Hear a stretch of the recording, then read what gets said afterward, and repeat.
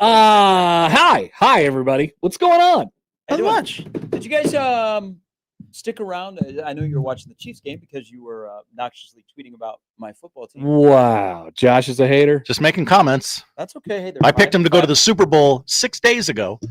Ooh, whoa. Ooh, I've had them not winning their division all year, but okay.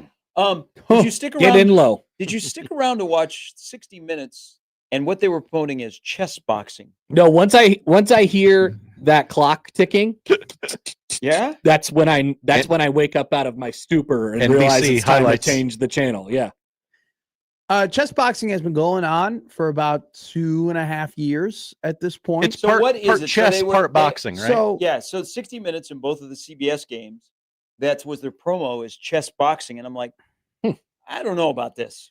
So chess boxing, I don't really like chess or boxing, so this is really chess boxing is the ultimate combination of insufferable YouTube communities. Okay. Oh, sounds like the worst possible thing. The online chess community on YouTube is insufferable. Okay. They just are. There are a bunch of people who play chess who think they're so smart and funny and witty, and it's just annoying. Okay. Are people that are good at chess smart? But like it's gotten it's gotten blown out of proportion. It's got a little ridiculous. Okay. Of like go how on YouTube and watch others play chess. Yes.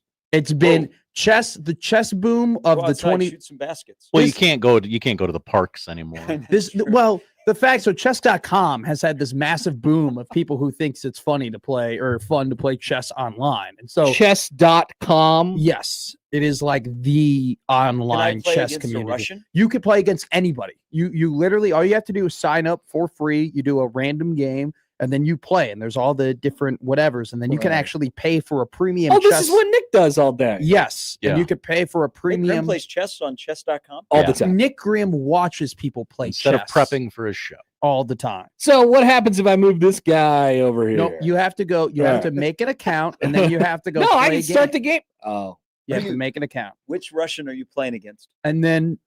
Kasparov? I am mad you're going so nice. Chess. Yeah, sign up or log in. All right, well, game's over for me. So I could probably log into mine, but like you go ahead. Do you have an account? Yeah, I used to. This became really popular when I was in school, and it was just like you don't have to do it just because everybody's doing it. But they were like, "Hey, man, you want to play chess?" So it was like a fun little thing to do, and you'd like, so you get like a level rating, right? It's called a ELO or something like that, and you rate up. So anyway.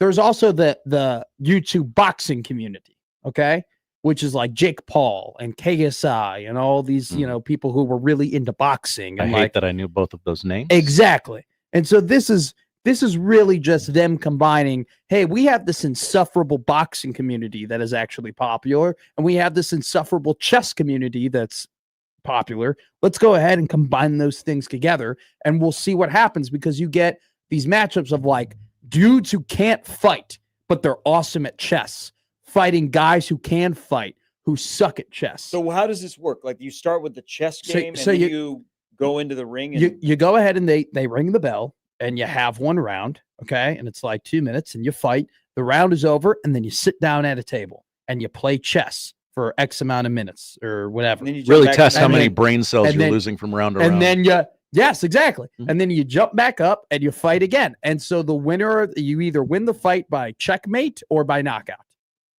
or just the fight's over and it goes to a decision.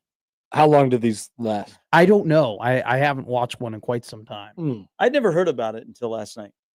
I didn't see the preview because once again, I hear that clock tick and it's over.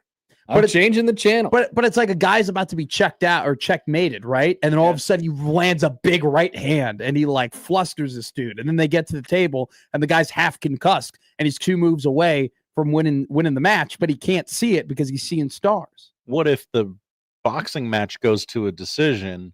Yeah. And like it doesn't end, Josh. Who wins? I don't know. It doesn't end. I haven't seen a fight go to a decision. Does the checkmate trump the decision in the boxing? Yeah, it's whoever wins whatever first. Yeah, whatever first, whatever. You checkmate first, or you win the fight first. So that's why you get the interesting matchups of like, this guy sucks at boxing, but he's a grand master at chess. Facing this guy who easily could kick his butt, but if he doesn't knock him out, he's going to get checkmated in 2 rounds. Awesome. That's what it is. I think I'm good. Yep, I'm also I think good. I'm good on this. Oh, okay. Hey, what do you think the reaction would have been if Nebraska in 2011 had elected not to play Penn State, Whoa. which was a possibility? Yeah, that's Bo right. Pelini, I don't think, wanted to play that game. Yeah, nobody did. I don't think it would have. It probably would have been them, right? It would have been Penn State who was like, I don't think that we should probably do this today, right? Well, what if Nebraska said, "Hey, we've decided as a team that we don't think it's appropriate to go to State College and play this game.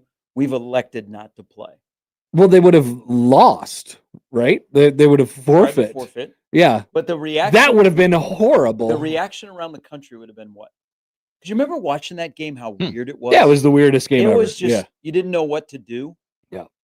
And I like before the game was super emotional. Yeah. And then it wasn't a great game. Levante David played exceptionally well. Mhm. And then the game just kind of ended. Yep. Yeah. I don't know what the reaction would be. I think there'd probably be people who would say, yeah, maybe right thing. And then there would be other people who would say, is that really their place to say they're not going to play? It's not Nebraska's scandal. I don't know. Yeah, I don't think you can't take a forfeit. I don't think you could. Yeah. You can't take a forfeit. You can't just take a loss. I've heard Bo, like they were close to saying, "Hey, we agree with you. We don't need to go." If it was mutually agreed upon, Yeah. then who would win? I've heard people that have said that went to the game, and it was as weird as it was on the field. It was even weirder in the stands in the city. Oh, I'm sure. Like you didn't know what to do. Yeah. Like people just walked around and nobody said anything, and you like didn't know there was not the atmosphere that you're used to in that stadium, and you just kind of walked in and you're like, okay, do we cheer? What do we do? So Do they we were. boo? I mean, they were pretty good, right? Bottom of the rankings. They had but one loss at that point. Mhm. They had only lost to Alabama back in September, so they had one loss. A fine loss. I think so. Yeah, a fine loss. They were kind of rolling, and and then that whole thing happened. And What is it? people- Then what? Paterno lived like a couple of blocks from the stadium. Yeah, Yeah. and then he didn't live much longer. No, he did not. May he rest. in peace. How many? Thank you. Thank How you. many? Died in January of 12. 2 months. Yeah, it was 2 months after that game was played. 2 months.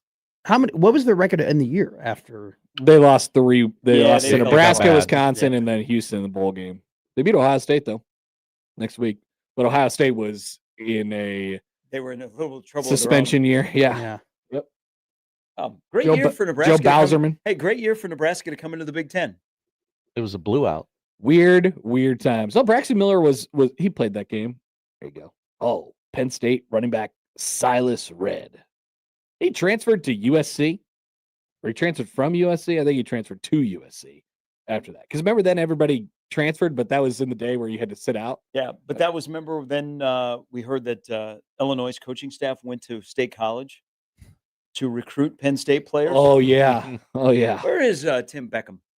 Tim Beckman. What is Tim Beckman doing? Tim Beckham, the former number 1 pick Yeah. of the White- Rays. No, The wasn't it? the It was White a Sox? sock. They played for the White He's Sox. a sock. He's a sock. I don't think he ever coached again after he got fired. You remember he would be the guy that would come to media days and he would wish his mom happy birthday. Tim Beckman. Now he got fired, and that was right before Nebraska played him that one year, and then Nebraska just went on and lost anyway to a guy named Bill Cubitt, and Tommy Armstrong forgot that he shouldn't have thrown the ball. Who did Illinois hire Well, there were after? quite a bit of defensive pass interference penalties in the end zone on a fade. Who did Illinois hire after Beckman? Was there a guy in between? I think they went right to Lovey, didn't they? No, wasn't there a guy in between Lovey? Well, God, Bill Cubitt finished that year. Lovey was a disaster in Illinois. That was brutal. They always kind of tried to. They just kind of tried to find a way. now they have They it went right. straight to Lovey. They had Really? one year of Bill Cubitt, and then Lovey, and then Belima. We would never hire Belima. Lovey was in the backyard of like some really, really good high school football teams and just never recruited. That's Just right. Never went up to anywhere or talked to anybody. Lovey went 3-9, 2-10, 4-8, 6-7, and then was fired halfway through 2020, So bad. or toward the end of 2020, I guess. So bad. He You never. get fired during COVID. He got fired during COVID. Hard to do. Wow. Yeah. Well, I guess a lot of people kind of got fired, laid off, I guess, during COVID. That was a different thing. Remember Ron Zook? I do. That's who Hey, I was Ron trying to Zook had remember. things cooking. Ron Zook was rolling then- with juice. And then Ron was. Turner. Remember their 01 team that was really, really good? Yeah. That played in the Good. Sugar Bowl? Yeah. Hey, they were producing NFL dudes. They for a stretch in the late 90s, early 2000s, they were like near the top. I loved NFL Juice. guys. Juice was one of my favorite college football players of all time. Juice Williams. Yep. He was awesome. Simeon Rice. They went to the Rose Bowl. That's a good name. Great name, Gary. He dated an intern of mine. Really? Yeah. Hello. Illinois. was- You had an intern? I did when I was in baseball. Mm. The only difference is she went to University of South Florida, and so she got to know Tampa Bay Buccaneer players. Only difference is Simeon at the time was married, and oh, there was a little bit of an age gap. Gotcha. But she told some good stories, though. I was like, "Eh, that's cool." Maybe I like not it. as I think much he's a great dated, player. more Hey. than just, Illinois low key right now has some football players in the NFL. Like legit- Football? yeah, no, I mean they got Pat Bryant, they got the Brown brothers, they have Jatavius Martin's in there, they got Johnny Newton playing good ball. They got some guys. Johnny Newton's in Washington right now. They've had like 7 draft picks. We talked to Johnny Newton a couple years ago. Yeah, we did. At Media Days. Jerzon, Jazan. Yeah, they had like 2 big defensive linemen. That Keith year. Randolph, is Keith the Randolph. other one you're That's the thinking other of. guy. Thank you. He was signed by onto the practice squad for the Bears. The Bears. They're going to win 10 games, aren't they? The Bears? The Bears? No, the Fighting Illini. No, they're not. I mean, what, they're 8-3 right now? 7-3. They're 7-3. They got Wisconsin and they win. Northwestern in a bowl game. In a bowl game. They could win 10 games again. Hypothetically, they also could lose. They're gonna if Northwestern does not beat Minnesota, Northwestern will beat Illinois. That loss to Washington's hurting them. That's That's a big major time. loss. Yeah. Because they could get away with losing to Ohio State. Ohio State and Indiana. Yeah. Were their other 2, yeah. Well, they did get boat race though with both those games. I mean, They did. I don't think even if they went 10-2 with a win over USC, there probably are. But Better if they would have resumes. even getting beat 63-10, if they would have hung around and could have gotten to 10-2, they'd be in the discussion. Yeah, they go to a great bowl. They would go Especially to a if great bowl. USC like They'd be right there with Michigan and USC right now. Yeah. But and Michigan doesn't need to be playing in the playoff and get embarrassed. no. But Illinois, Thank you. Thank you for saying that. Illinois would get embarrassed too. Oh, definitely. Illinois would totally get embarrassed. Definitely. I mean, that Ohio State game was embarrassing. I mean, OSU was playing with their food the entire time, and then they finally turned on the faucet and killed them. Got something for you, Matt. Oh, okay. Are you missing beverage this morning? No, I never went to the bathroom the entire day. That's interesting. Interesting. No. Gary saw it in the bathroom, and he came in here at 6:30, and I was like, That was a long time ago. and I was like, here I am. I never went to the bathroom. Is I never it did anything. from overtime Friday? No, I didn't drink. Okay. And drink I was a just in the Monster. bathroom 15 minutes ago. What was in and there? Exactly what you're holding in your hand. I'm telling you right. First off, I did not drink a white Monster at 9 p.m. I on don't. Saturday. I'm not. Okay. I'm not trying to piece. I'm just saying. I think you're the only person Also- who drinks white monsters. Also, too, Unless this is a plant again. Did Mm. Austin do something on Friday again? Austin was probably here would have Friday? been here on Friday. Unless he I taped shoot around, which he could have. also I Well, want that show's always live. I want to add on. I also want to add on to the fact that the vending machine is gone. We no longer have a vending machine, That's true. and I don't think There weren't any. Yeah, They just got delivered this morning or over the weekend or yeah, sometime. and they're Yeah. not in the fridge, Just right? now remembering it. And Sorry. so this white Monster that I have today was brought from my home. So I didn't even Do go you think over it's in an that area. inside gig again? Who do you think's Like, Who do responsible you for think's this? responsible? Well, I don't know who's. This is the same thing what happened with Austin, where all of you were trying to tell me who else did it, and all I kept telling you was I did not do anything, and you guys all said I was lying, and then I ended up telling the truth, and somehow it still got spun into I still left the Monster in the bathroom. I don't think you're lying. I think it's possible that you just might not know. I don't know. I don't know who left the white monster in the bathroom. I just, You wouldn't know if it was you. no, it's not me. I do not bring drinks into the bathroom anymore. I have not done it in 2.5 months. Gary and I made a bet, okay? Whoa. And I have made sure that I don't bring Gary. Oh yeah, you missed there's Gary- $100 bet on the table. Gary.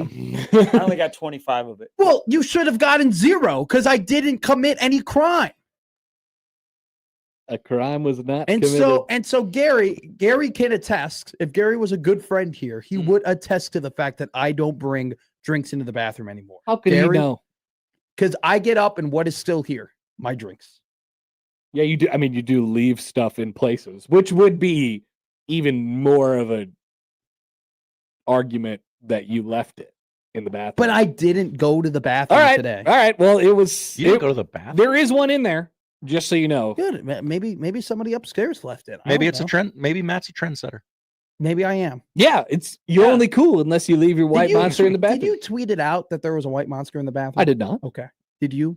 No, I just came in and said, "Hey, No. did you leave something Well, in the bathroom?" Well, here's another thing too. I should have known something was up because Gary left. He went to the bathroom. Then he came back curiously and just grabbed his phone and then left again. Oh.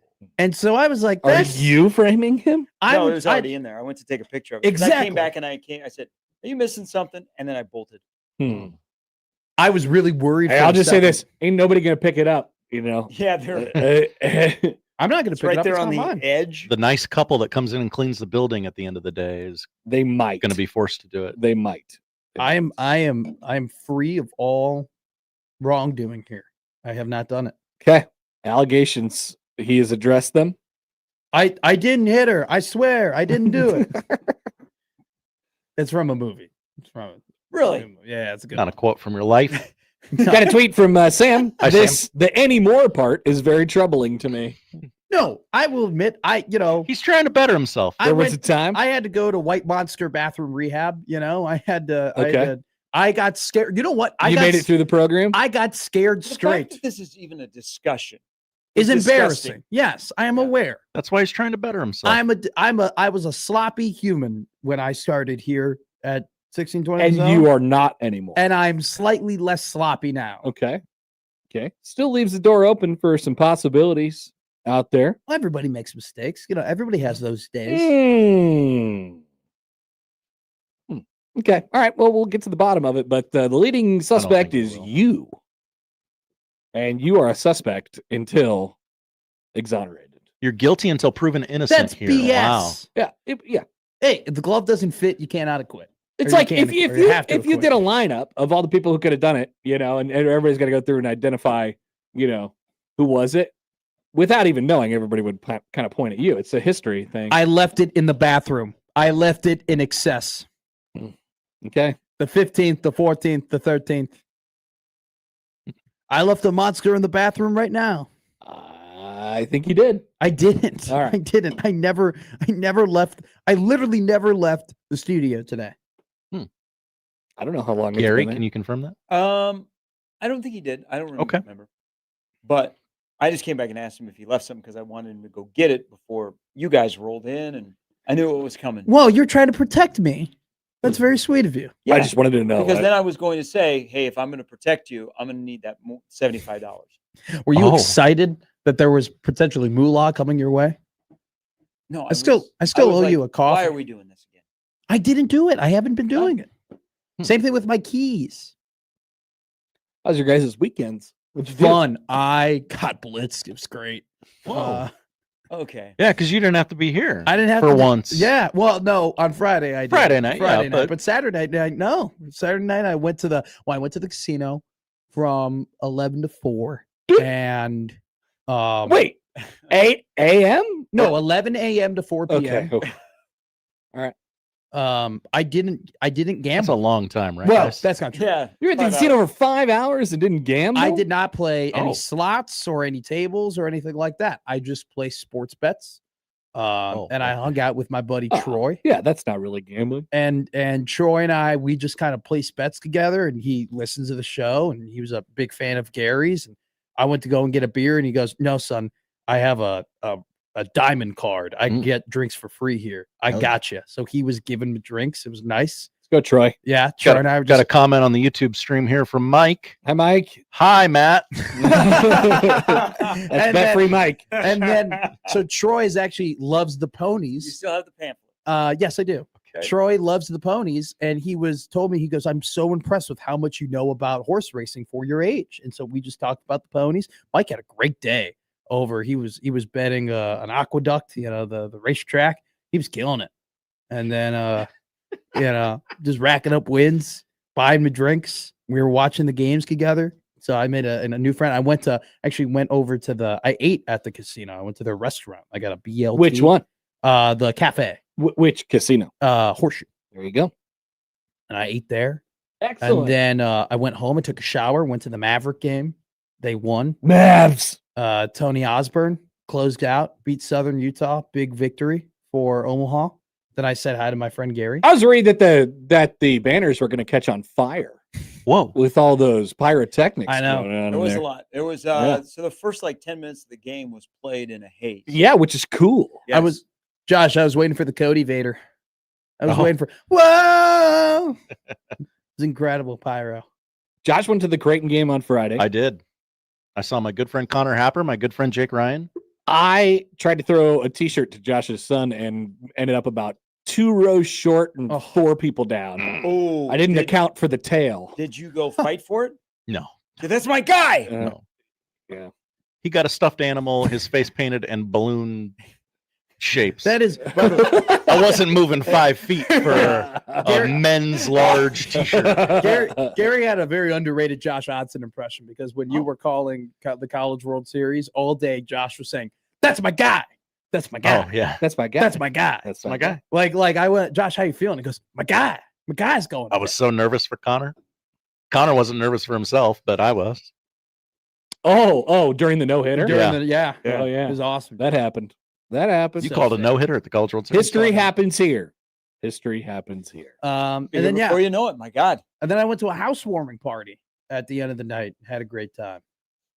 So now, yeah. This is like that scene in Superbad where Yeah, it is. he's explaining his weekend. Oh yeah, we went to. It was nice to talk to adults. I talked to a man who had climbed 5 mountains.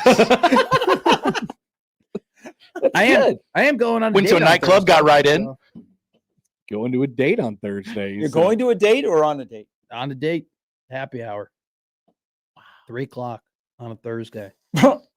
That's cool. Is that before she picks up the kids? Or Is what? she 80? She's babysitting. So it was either Hold on here. Either do Time out. Time out. While she's babysitting, she's No. going to happy hour. Well, I don't know what she's gonna consume during the happy hour, but It was going to go back to babysitting afterwards. no, She's her with the kids babysitting at starts home at and- 6:30. It ends after that. It ends. Yeah, It ends right before happy hour. Yeah, Perfect timing. exactly. So it was either that or we get a quick dinner after Bible study. So I took the pre babysitting. All right. So she's a babysitter and goes to Bible study. Yes. I think you got yourself a winner. Again, I'm going to ask: is she 80? It's okay if she is. No, I'm not judging. I don't know how old she is. She's in college, or Okay, Probably not 80. probably not. Yeah, there are some untraditional Yeah, students. there are. Yeah. There are, but they're probably not looking I to. never want to stapler. I broke Yeah. my rule though. It's football season. I'm going on a date. Stuff. You don't previously go on dates during football season? Not during football This- season. No. He's married to the sport. Wow. Married, Married to to the game. Yeah. Nice. Nice. I know. Very good. It'll be fun. Well, I'm that's good. living life. All right. Is she like a friend of a friend? No, I just met her. Does she know what she's getting into? No clue. No Just idea. out. You just met her. Can I out? ask where you met her? We were at this house party. Okay. Okay. And I was just like, oh, and you were smitten, and, and you're I like, was- I'm going for this. I was like, she's pretty. We started talking about Dancing with the Stars. okay. And then you asked me, why do I watch that show? It's right there. Paying off already. Do you like time. it? Dancing with the Stars? Yeah. Oh, yeah. It's a good Okay. show. It's entertaining.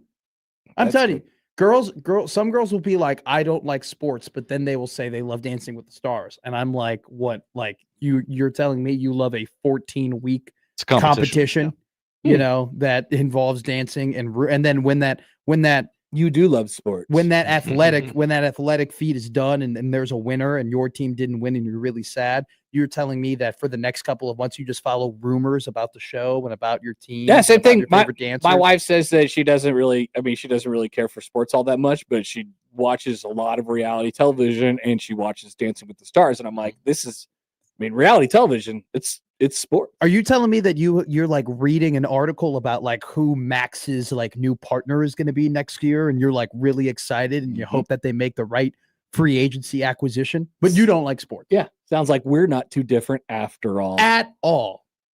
Remotely. So yeah, had a great weekend. Awesome. Thank you for asking. It's very nice of you. Gary, did you get you got a real ring, right? Yeah, two Two of them. You got 2 of them. Yeah. You didn't have to settle for the replica. No, but the replica is nice. The replica looked great. Matt had it on Friday. The replica's awesome. And it's heavy. It's a heavy replica. Nice. Excellent. Got some heft to it. All right. Well, you guys have a great Look at afternoon. this. I won fantasy football and hockey this week. Nice. Well, at I least you won got something. 4-quarter pick'em this season. Is it over? Really? Whoa, is it over? Yeah, How is it over? 10 weeks. Look at that. It's over. I'll What be were I'll be getting another ring. What were the final standings? Yeah. How do I Do we check know? this? Oh, okay. That's a great question. It was only going to go 10 weeks. We got to Google Doc. It was 10 weeks. We have 10 weeks of money. It was. Well, 10 why don't weeks. we continue the internal competition? Somebody would have to set it up. All right.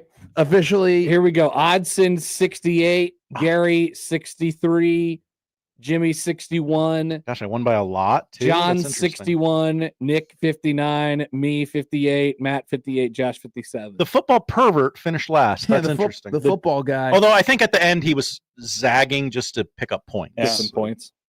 Do you think that anybody had their Oh, I only got 4 this week. That's bad. Do you think anybody had their picks changed since we were all going off the same document? Oh yeah. Maybe some shenanigans going on? We missed an opportunity like to mess with Nick. We did. Just have him get zeros every week. Or Josh Peterson would have been the best one. Not zeros though. Give him like No, Josh 3. would have checked the Google Doc and would have found the irregularities. Congratulations. Thank you. I won it the first year. It comes with a lot of responsibility. You get a prize. I'm ready. Ready Do to you? pick up my Wait till you see what's $2,500 coming check. in your paycheck. $2,500. Congrats, Josh. Actually, No, not actually. okay. I was like, I would have taken this more seriously.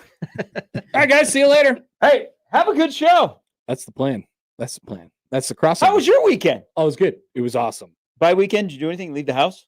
You didn't have no basketball Saturday or Sunday? I know it was awesome. volleyball? I volleyball? barely left the house. Hell yeah. I went out to get Wendy's on Saturday Whoa, what'd you because get? we thought about door dashing Wendy's, and I was like, I can't pay this. I can't pay this amount of dollars for what I'm getting. Instead, I know which Wendy's you went to, so you waited 30 minutes in line. You got it. That's right. But I That paid is half. I paid half. It's the slowest It- drive-through in it- the world. It was half. It was $25. It Wow. would have been $50. Okay, My okay. I'm not paying Yeah. 50 for Wendy's. Okay. $50. How did you spend $50? I at Wendy's? didn't. That's the point. I spent 25. The taxes, Yeah. the fees, the What'd convenience you get? Like charge. 20 Dave I singles? got $25 worth of food to feed my family My God. because I saw a commercial for the chicken tenders and said those look good. Wendy's more like tendies. And then I listened to the Nebraska ball game in the drive-through, and Kent couldn't see, and they were losing 10-0, and it was like, oh no, this is gonna be a bad night. When I was there 2 weeks ago. Well, they said Kent all the way up in the sky. What's up with that? Yeah, so there's a little bit of disagreement on where the lines are in the Pentagon. Yeah, there's a So lot of you're- lines. So you're up near the roof. Yeah. So you are, I mean, it's not a long way away, but, Kent's been doing it for 51 years. Courtside. He'd like to do it courtside. Yeah, Yeah, he was upstairs. yeah, he was. People were amazed that they put Kent upstairs. How could they do that? I know. How could they? But they won. Shot a bunch of threes. They did. made them all. And Kurt from Wahoo is And a Kurt from celebrity. Wahoo is full mast, and he's selling the shirts. He said it's a place in Wahoo that sells them. Okay. And they took like 2 extra large shirts up to rink, and he didn't know what to do with them. He did not accept them. Well, they gave them to Pat Norris, who said, "Hey, can you give these to Rink?" And he's Uh-huh. like, "Okay, I will." And apparently, like, okay, what do I do? Is it because I think he thought it was It's a sexual thing. Well, if you I'm were full masked. if you It were is. masked, it might be a weird shoot If- for you to wear. Yeah, you can't say I'm at full mask right now, and people don't think. The only way What's- that you can wear that shirt is if you get kicked out of a basketball game sitting courtside. Okay, what is worse? I'm fully husked or I'm full masked. What's the sa- worse? It's the same. It's the same, but I actually think I'm full mask. I don't is know. funnier. Mast is another dude's name. Yeah, that's why it's funnier. Husk is just a corn reference, you know. Oh, you go. Lean into your hair. They're both references to something. They're both fully something. They're not half masked. But the fact that his brother-in-law next to him is the one pointing at him in most of the screenshots. Absolutely the best part. Absolutely the best part. The guy was like, Yeah. Now it's what's even better is the back thumb. You know, it's the so good. Oh, So good. because it's like you do that when you like want to get away with something. You know, when you're like, That was perfect. It's perfect. All right. See you guys. That's a crossover powered by Everlevel Concrete Repair in Omaha at everlevelconcrete.com. That's Monday. We'll start things off next. That's the crossover. The Connor Happer Show is next on 1620 The Zone. Ah, the most wonderful time of the year. There's a chill in the air. Snow is on the ground. And playoff football to watch. You could win $15,000 to celebrate your favorite team's success in style. And if they don't take it all, well, just because those losers couldn't win anything doesn't mean you can't. It's playoff or bust with Lanahan Nurseries and 1620 The Zone. Enter to win now at 1620thezone.com. Your Omaha area forecast from the Boys Town Ear, Nose, and Throat Weather Center and KETV Newswatch 7. A cool and breezy Monday ahead with mainly cloudy skies. Southeast wind picks up in the morning, gusting 20 to 30 miles per hour throughout the day. Slight chance of a spot shower or sprinkle in the afternoon and evening. Better chance for spotty showers overnight. Highs in the mid-50s. I'm meteorologist Sean Everson from KETV Newswatch 7. Certified Transmission built its reputation on the job done right. It means hard work, honesty, and integrity. And together, we ensure our customers leave satisfied and worry-free. Certified Transmission, the job done right at the right price. At Baxter Subaru.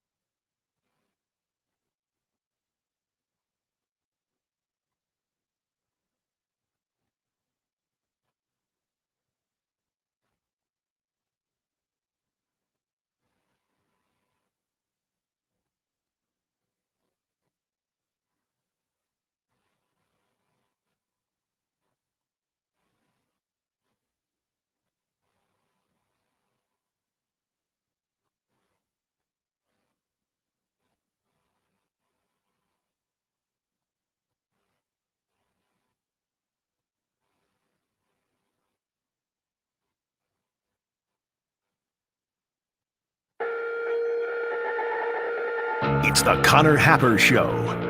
Are we sure we want to do this? Could you make an announcement that we're ready? It's the Connor Happer Show on 1620 The Zone.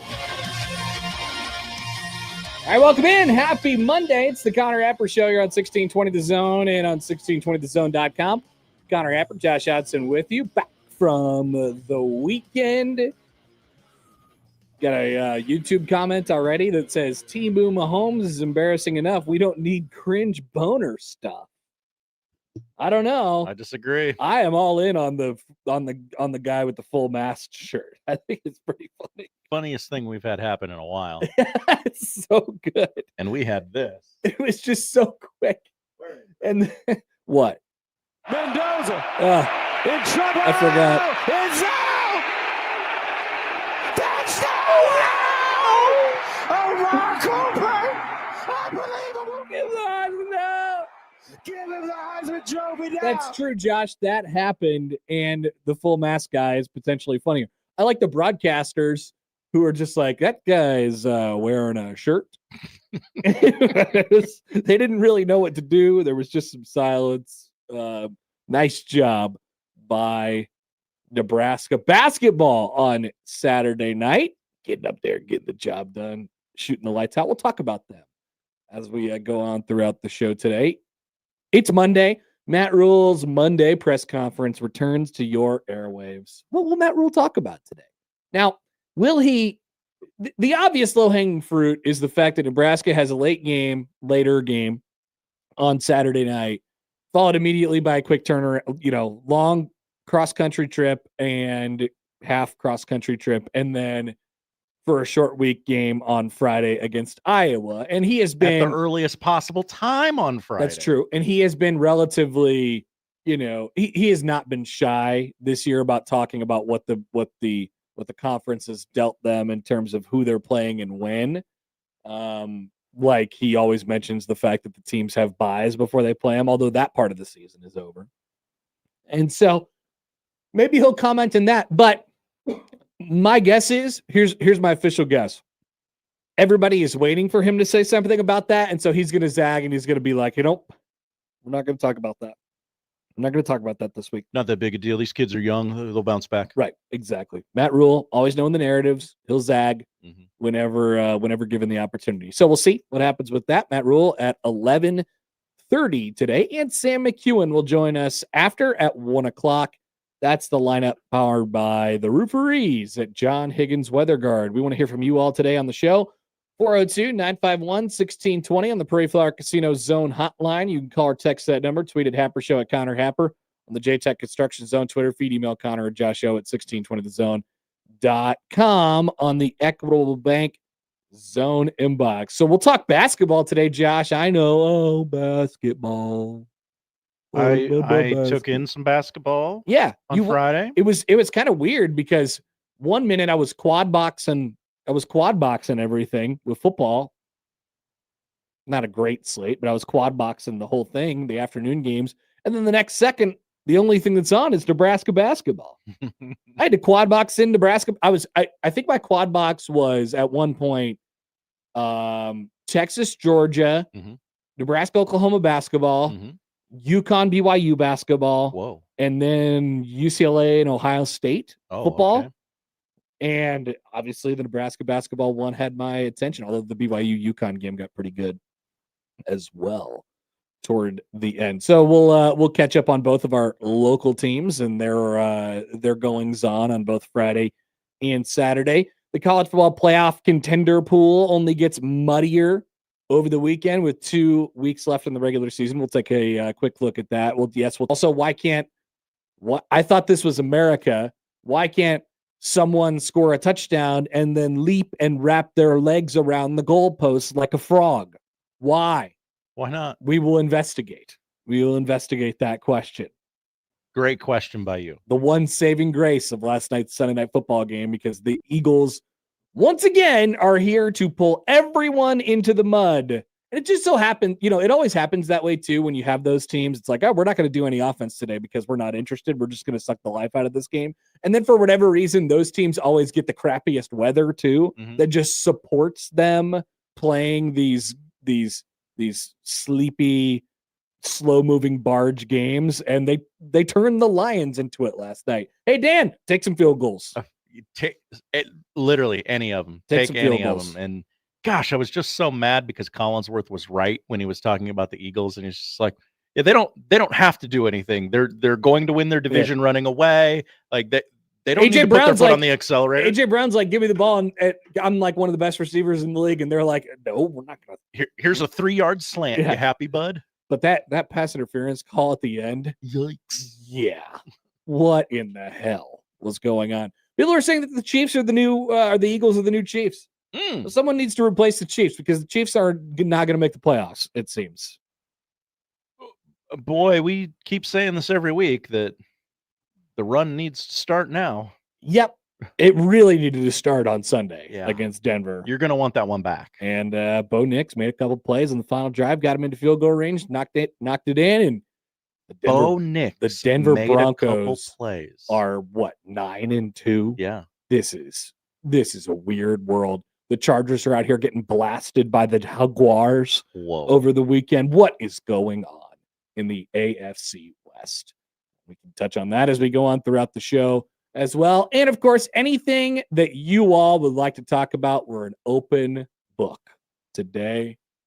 Black Cat in the chat. Hi, Black Cat. With a topic. What do you got? F it. Let's talk Reavers. Black Cat in attendance for Iowa Western 60-0 drubbing of Ellsworth. I was once again chided by your dear friend and Iowa Western play-by-play man Jake Ryan on Friday night, and he said, Connor. He said what you said to me. He said, Connor, Huskers are on a bye week, and I said, it was the week that happens every year. Iowa Western's at home and Nebraska's on a bye, and I said, I really don't have an excuse, do I?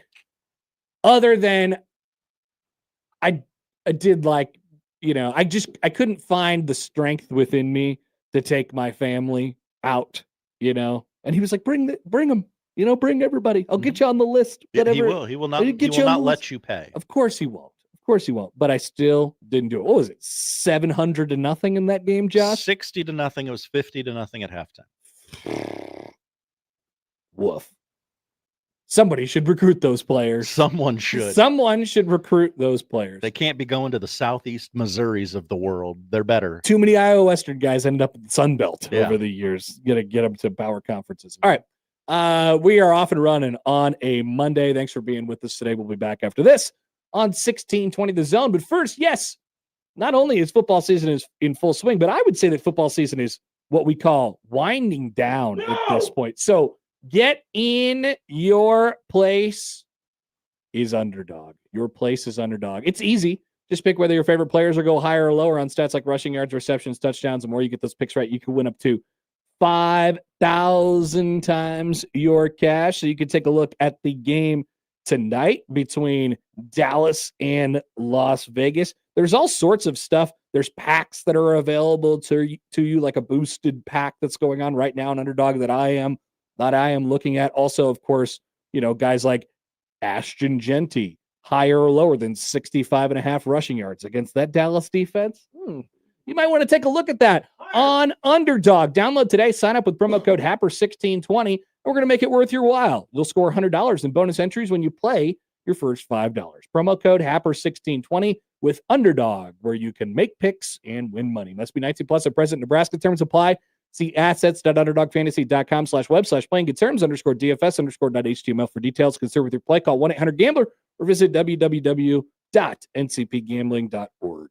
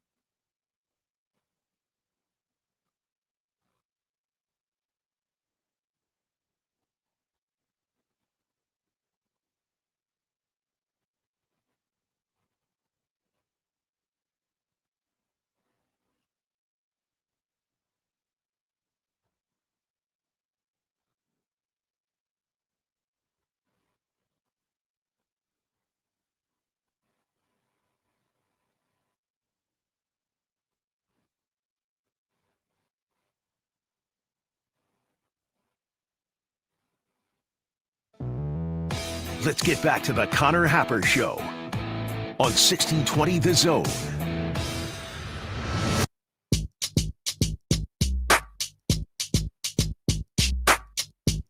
All right, so stick with me here as we start this story in the possibly TMI category. All right, so I went to the restroom during our short time out there. Okay.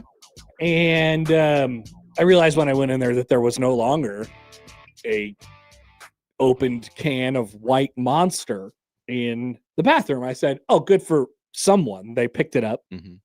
Not going to accuse anybody, but good for somebody. They picked it up and they were called out and just, took it wherever it needed to go. Likely the trash can, right?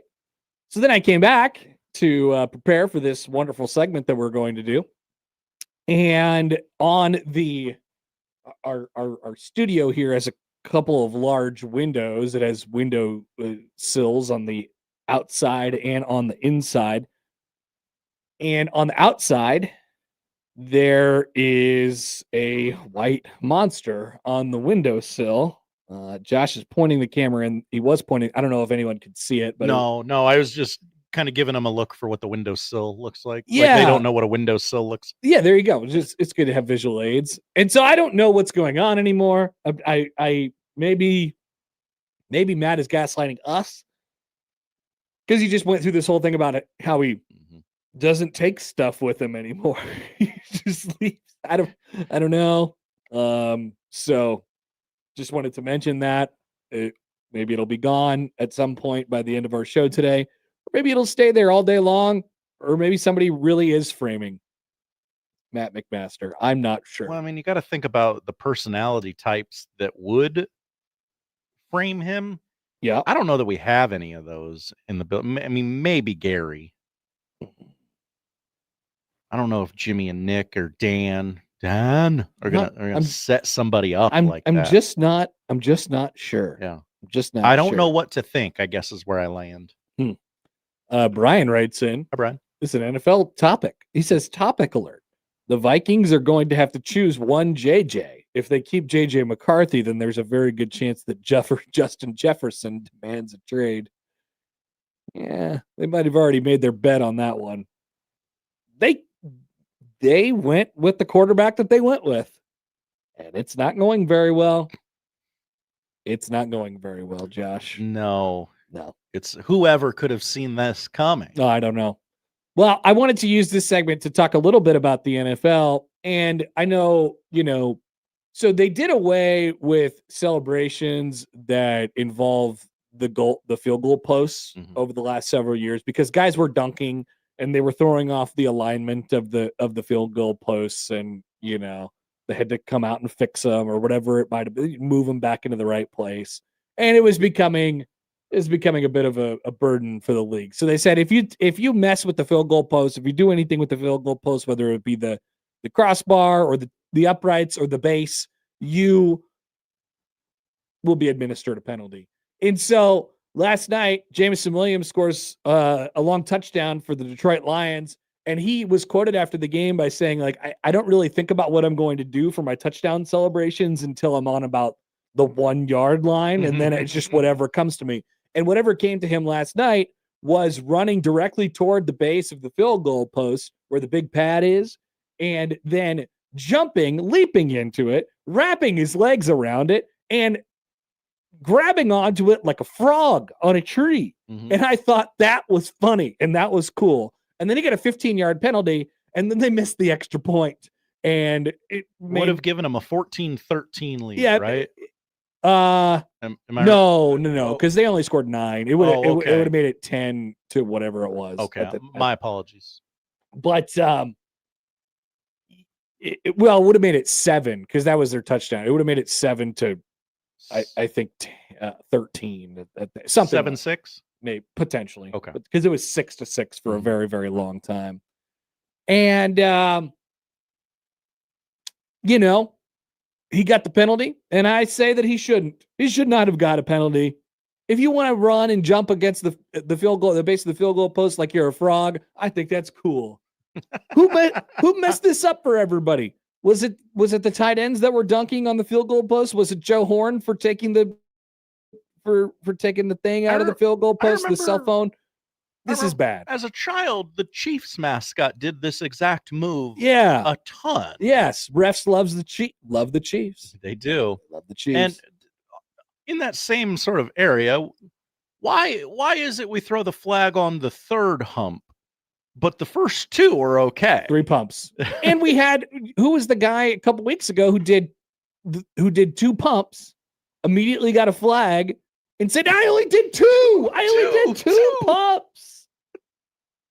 I don't know, man. Just feels like there's no more rigid rules anymore in terms of the NFL and when we decide to throw in sportsmanlike conduct penalties for excessive celebration or whatever it might be.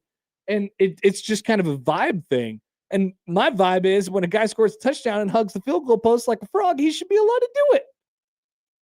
I'm a big supporter of that. There's very little you could put in front of me where I would say, no, that's a celly too far. Yeah. I mean, maybe like nobody does this, like just going around and just throwing the football at an opposing team or something like nobody does that. Baker Mayfield threw a ball into the 70th row in Buffalo yesterday. Yeah. He didn't get a penalty for that.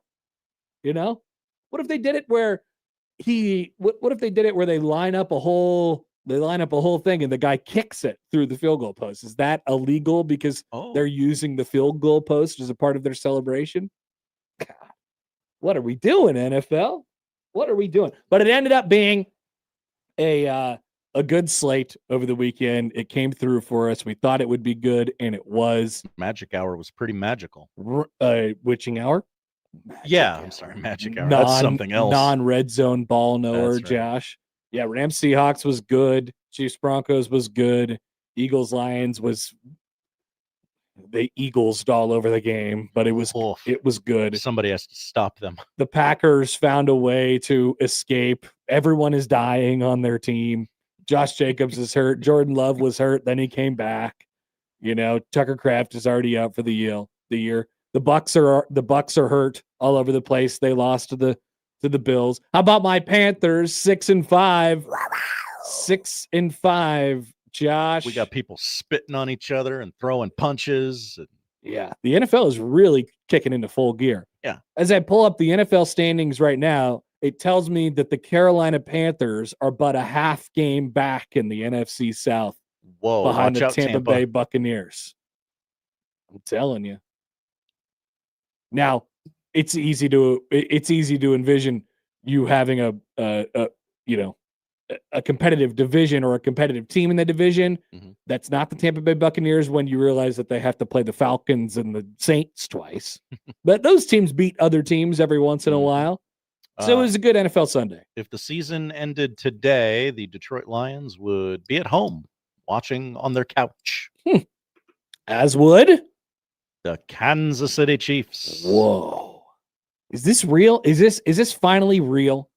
We've been sort of dancing around it. I think before, when they lost to the Jags, it was like, whoa, they got to pick things up. And then they ripped off 3 in a row.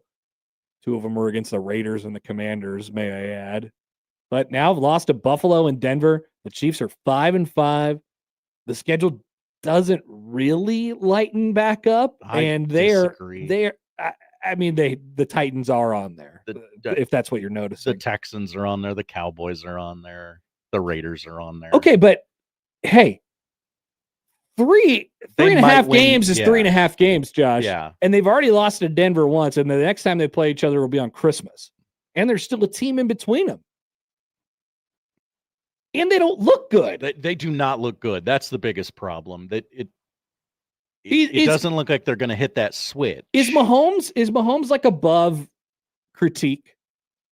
Can we not? Are we not allowed to talk about whether this is like kind of Mahomes' fault? It just always seems That's a great question. It always seems so choppy with them. They're playing good defense. Denver's got a great defense, obviously, but like it has not felt right in a long time. He plays with backyard football vibes, right? And normally he just kind of figures it out. He kind of runs around until someone gets open. There's one guy in the league who could really do that, and he's Josh Allen. Yeah. Just throwing it 10 miles down the field to whoever he could find.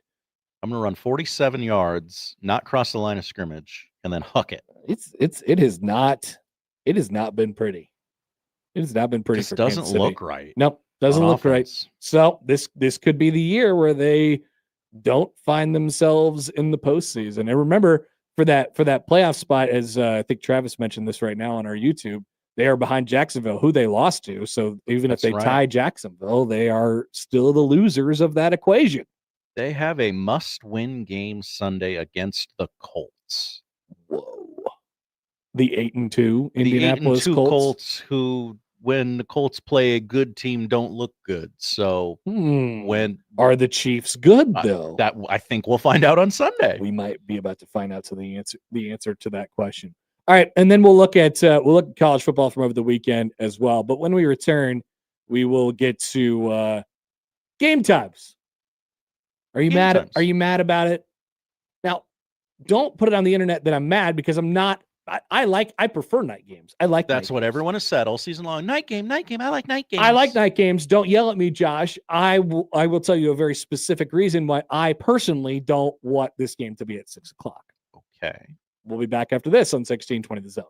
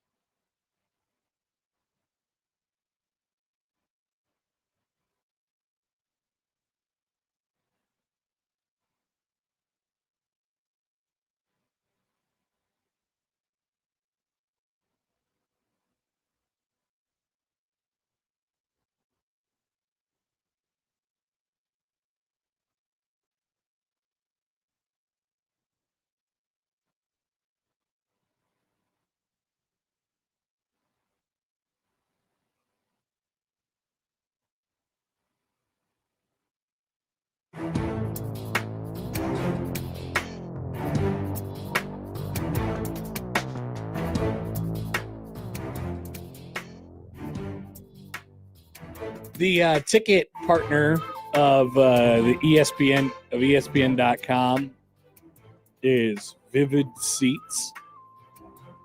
All right. So Vivid Seats. Look up and down the Big Ten slate for this week, and they have that little column. It says where the game is, and then it says tickets as low as. Yeah. Because Vivid Seats purchases a spot on there. A very worthwhile endeavor, by the way, for Vivid Seats. I'm sure. So you got some expensive ones. You got 140 at Autzen for USC and Oregon. That seems actually pretty reasonable. You got $62 to see Michigan and Maryland on Saturday. A lot of Michigan fans, I'm sure, going to make the trip out to Maryland this weekend. Whoa. $40 to get into the Rose Bowl to see Washington and UCLA. And then there's some lower ones.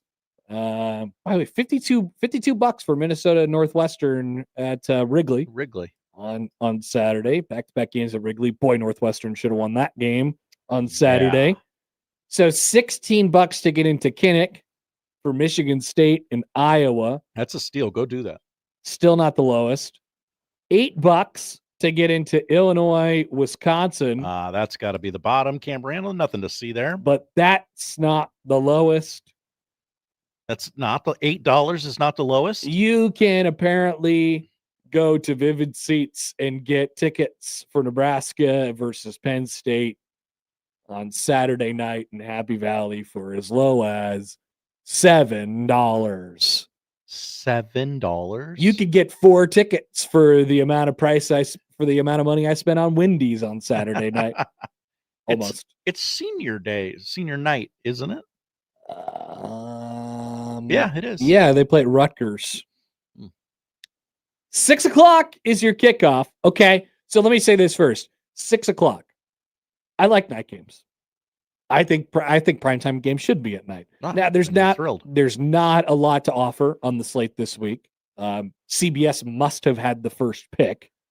It would seem that way this week because they chose USC and Oregon, which makes a whole lot of sense. And then it was obviously going to be very, very wide open. And what Big Fox decided to do was just take the sure money and go with Ohio State at home against Rutgers. They haven't been on Big Noon much this year, so it's not like a huge deal probably with their fan base. Let's get this Rutgers game out of the way, and then we'll move forth. So then that leaves, the NBC night game selection out there, and you have a variety of different opportunities, whatever you might be, some of the games that I just mentioned. And they decided to go with Nebraska and Penn State after Penn State's win on Saturday evening. It was really the only choice, right? I think so.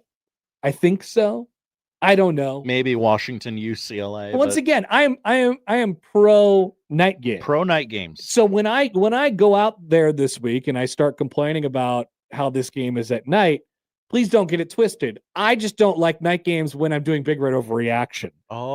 I just don't like night games when I have to wait all day and then watch the game that starts at 6 o'clock. I feel like I've already experienced 2 days worth of college football, and then the Nebraska game starts, and then I have to do Big Red Overreaction afterwards, and then I'm going out of town the next morning.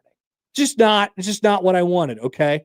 But we knew that it would end up this way because if something can go wrong, it will. I was hoping to get it out of the way at 11 o'clock in the morning, but I can't have what I want. And it's a great opportunity for Nebraska to step onto this kind of national stage. There won't be much going on at the time. This is the SEC poop bye weekend. Oh, okay. Yeah. Would you like to see what's going on in the SEC this weekend? Click that drop-down menu. Yeah. Why don't you go ahead? See what we got to offer. There is but 4 conference games this weekend. 4 conference games. Who does everybody else play, Josh? Samford, not Stanford. Samford. And what's Samford's FCS record? Oh gosh, I don't know. 1-10 is the answer. They play an 11 a.m. game at College Station. Yep. Hopefully, all the police officers could take a weekend off. Woof. Yikes. My guy. Yikes. Calm down on the creatine. Yikes. Charlotte at Georgia, 11:45 as God intended. Sure.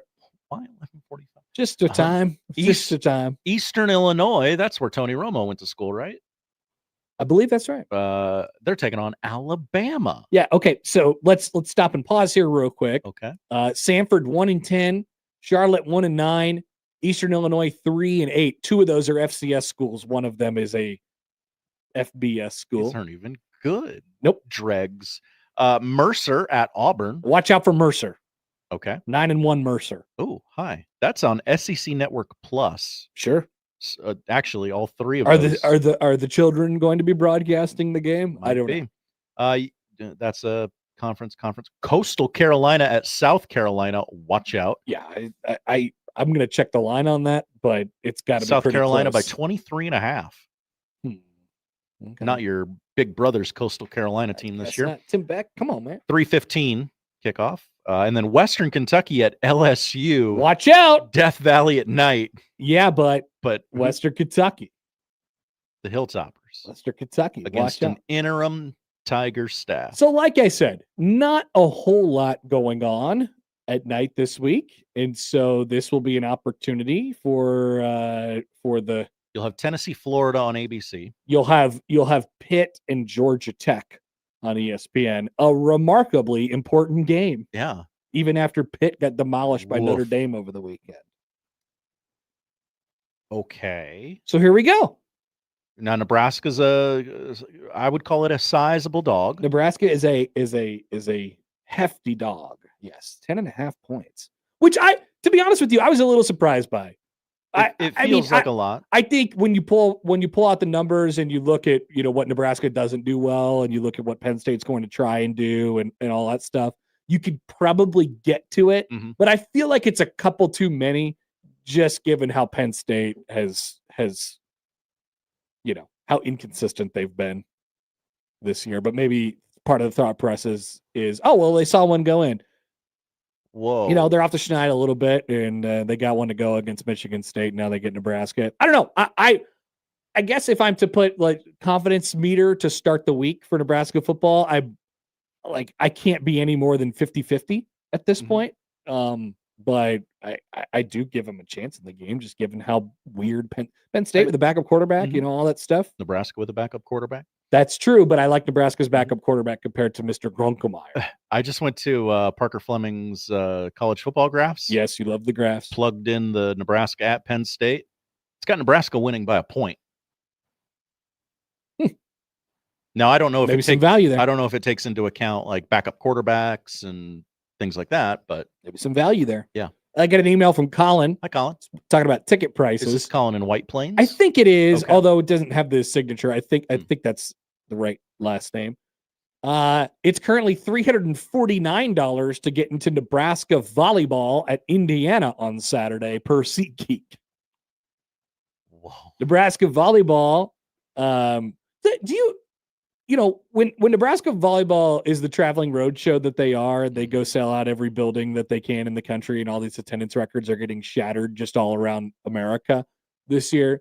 Like, do you feel like USC, should have said they should have given Nebraska like a little bit of a shout out, A little bit of a shout out. Yeah, when these teams make the graphic that like, hey, we set an attendance record. Yeah. Oh, they got 9,000 plus at the Galen Center. I wonder why they can't, right? No, they probably can't. But they probably can't. I mean, like Creighton and Nebraska set a record this year, and it was technically a Creighton home game, and Creighton's not going to be like, thanks, You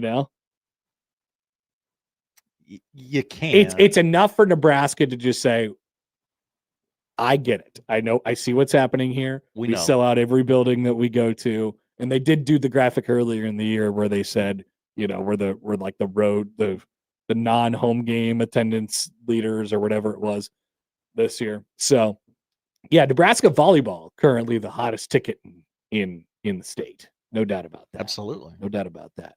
Here's Seth on the Equitable Bank inbox. Hi, Seth. Poor rich boy Connor having to do his fancy radio show late. It is not fancy. It will not be fancy. It'll be me and John Bishop. And I don't like... John won't be here. John won't even be here. Yeah. It'll be me and Joey sitting here in the studio.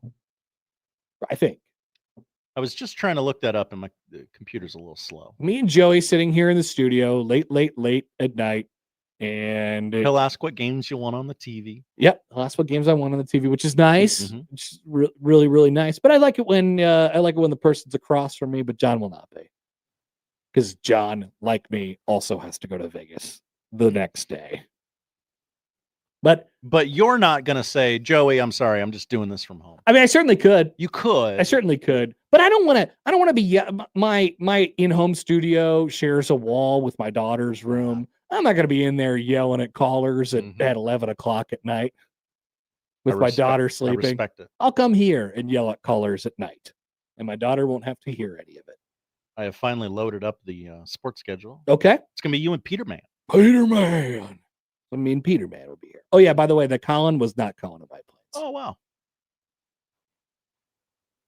Joey's going to do severe reaction this weekend. Also, Colin says my wife and I were going to go to the Nebraska-Indiana volleyball game, take a little road trip, see him.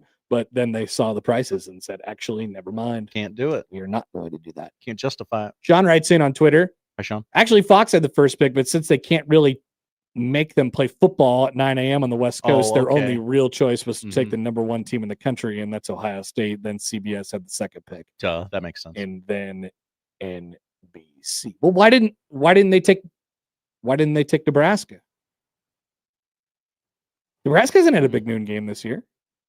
Why didn't they take Nebraska and Penn State? They just figured they'd probably seen enough of Penn State.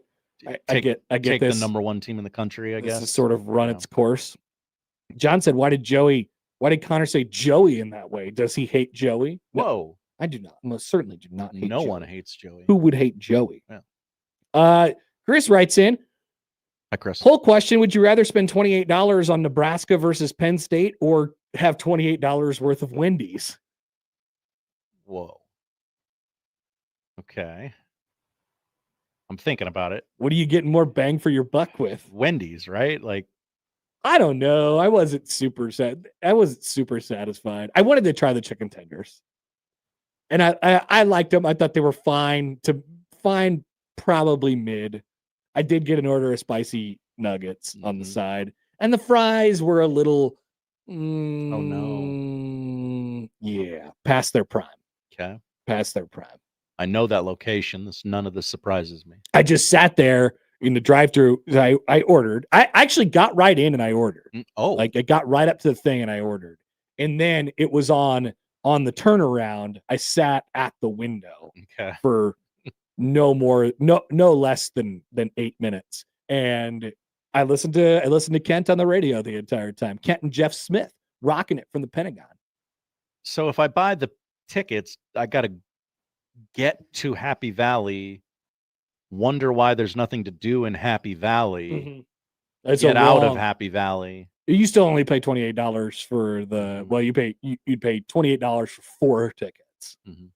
4 tickets to Nebraska, Penn State, or 1 order of Wendy's. And I viewed it as a discount at that point because, like I said, we were going to DoorDash it. It would have cost double. So came out looking great, feeling great. Don't put it on the internet that I am mad about the game time. You just kind of had a feeling we were headed in that direction. Just because when things have the potential to go wrong, they will. Hey, real quick on this. They announced it during the Ohio State UCLA game. Hey, here's what's coming up next week on NBC. And I and others tweeted this information out, and no one believed us.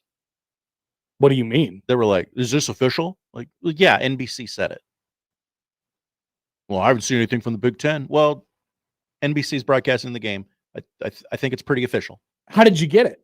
I was watching Ohio State UCLA, and they're like, here's what's coming. Here's what's coming up next week on NBC, Nebraska, Penn State. And I was like, oh, this is the first I'm hearing of this. I didn't get the email distribution from Nebraska until 11:16. Saturday night or Sunday morning? Saturday night. Yeah. NBC announced this like in the 3rd or 4th quarter of that game Saturday night. And I was like, this is the first I'm hearing. I heard it on TV, so it must be real. Josh Odson. Yeah. All right. I think you like your source on that. Yeah. NBC was my source. Matt Rule and his Monday press conference coming up at the bottom of the hour. But when we return, another magical night for Nebraska basketball in Sioux Falls. Their second home. It was like the late 90s all over again. 100 points, shooting threes, people getting kicked out, drunkenness. It was all back, Josh. We'll talk about that after this on 1620 The Zone.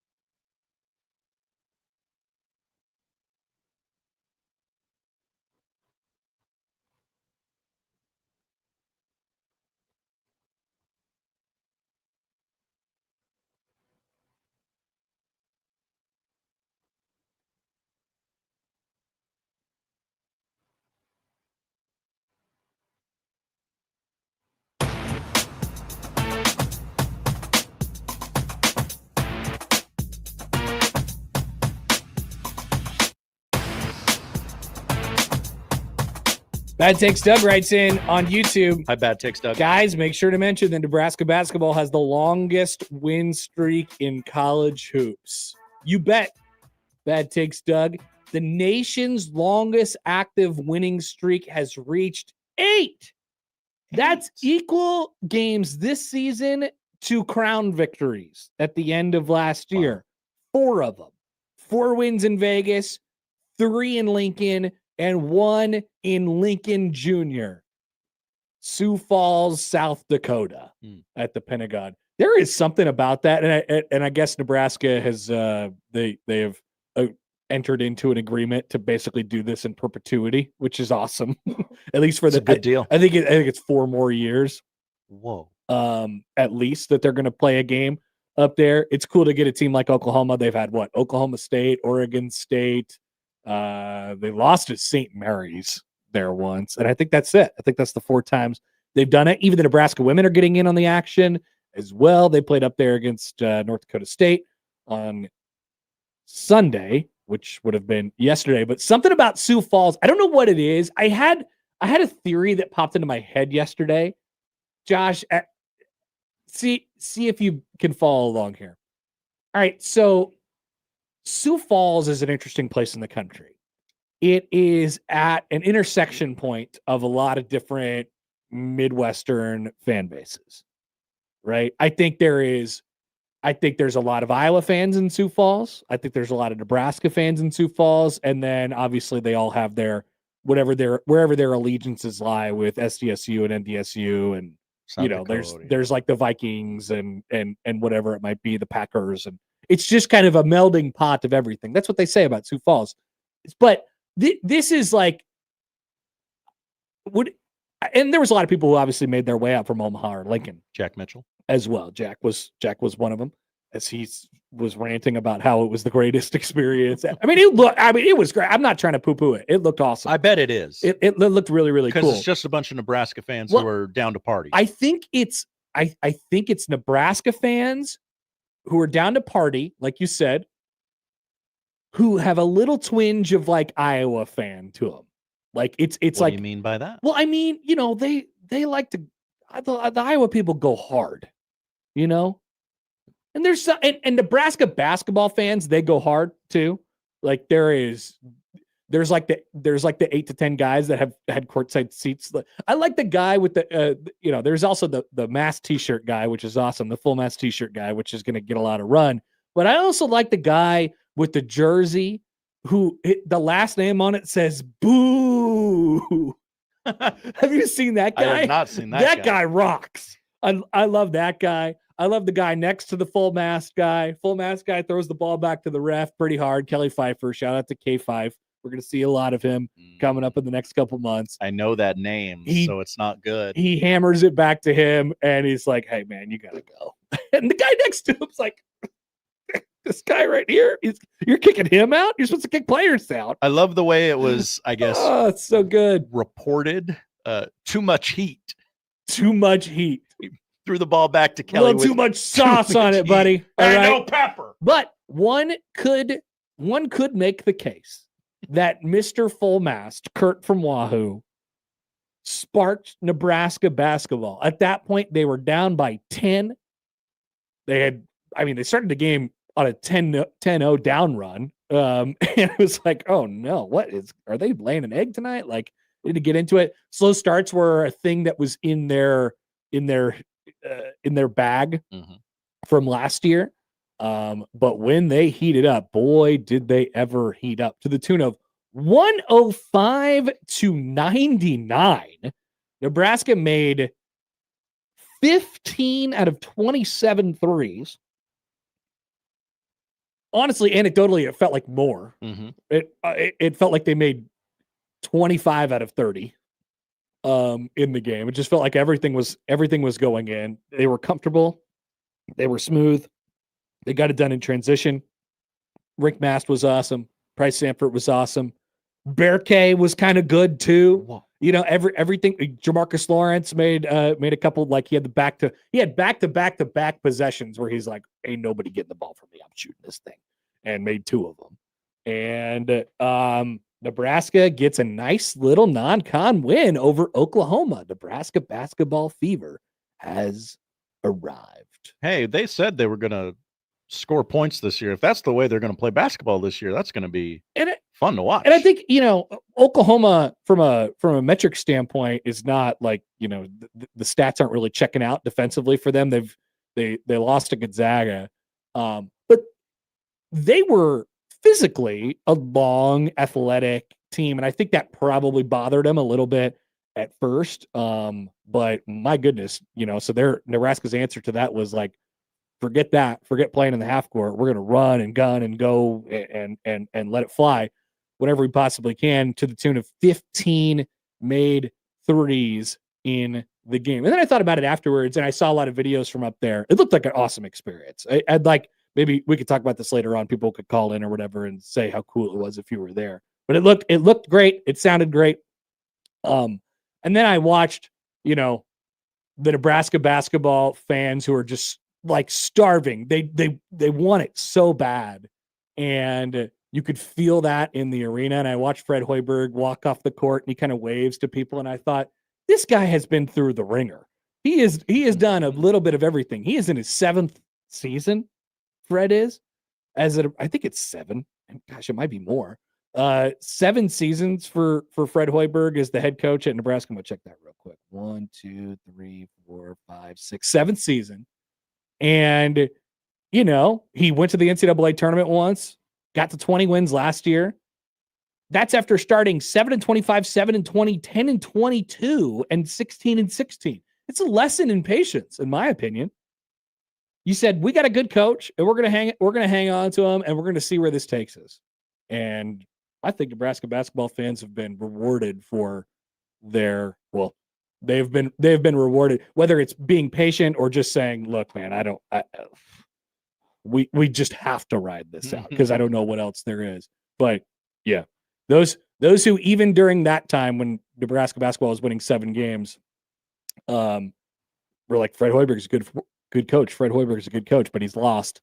And now they are getting the payoff. So Nebraska basketball to Kansas City this week, and 2 games there, couple bye games in the non-con back at home, and then Creighton on December the 7th. We can talk about them as we go on throughout the show today. But let's take a quick break. Matt Rule and his Monday press conference coming up on the other side on 1620 The Zone.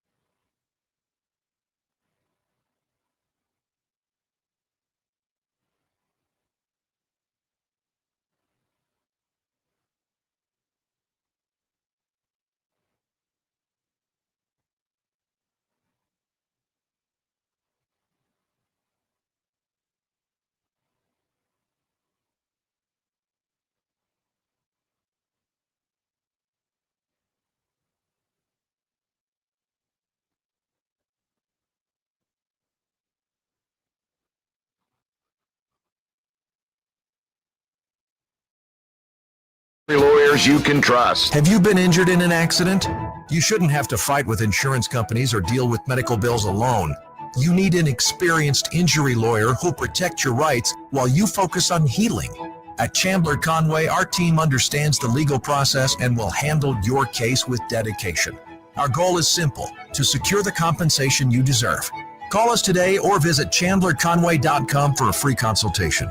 Don't face this challenge alone. Let us support you every step of the way. In the past, Omaha native and walk-on Joshua Townley Thomas would be the last guy off the bench. But in the season opener against South Dakota, Townley Thomas came in the second half and scored a career-high 6 points. Just trying to stay in the moment, kind of getting all up in your head about, like, this is your chance, I think can always just lead to you missing shots. I just let the game come to me, be patient, don't try to force anything, and I got my chance and I did well with it. The Blue Jays are on 1620 The Zone. The Zone Hotline is powered by Prairie Flower Casino. Play longer, win more.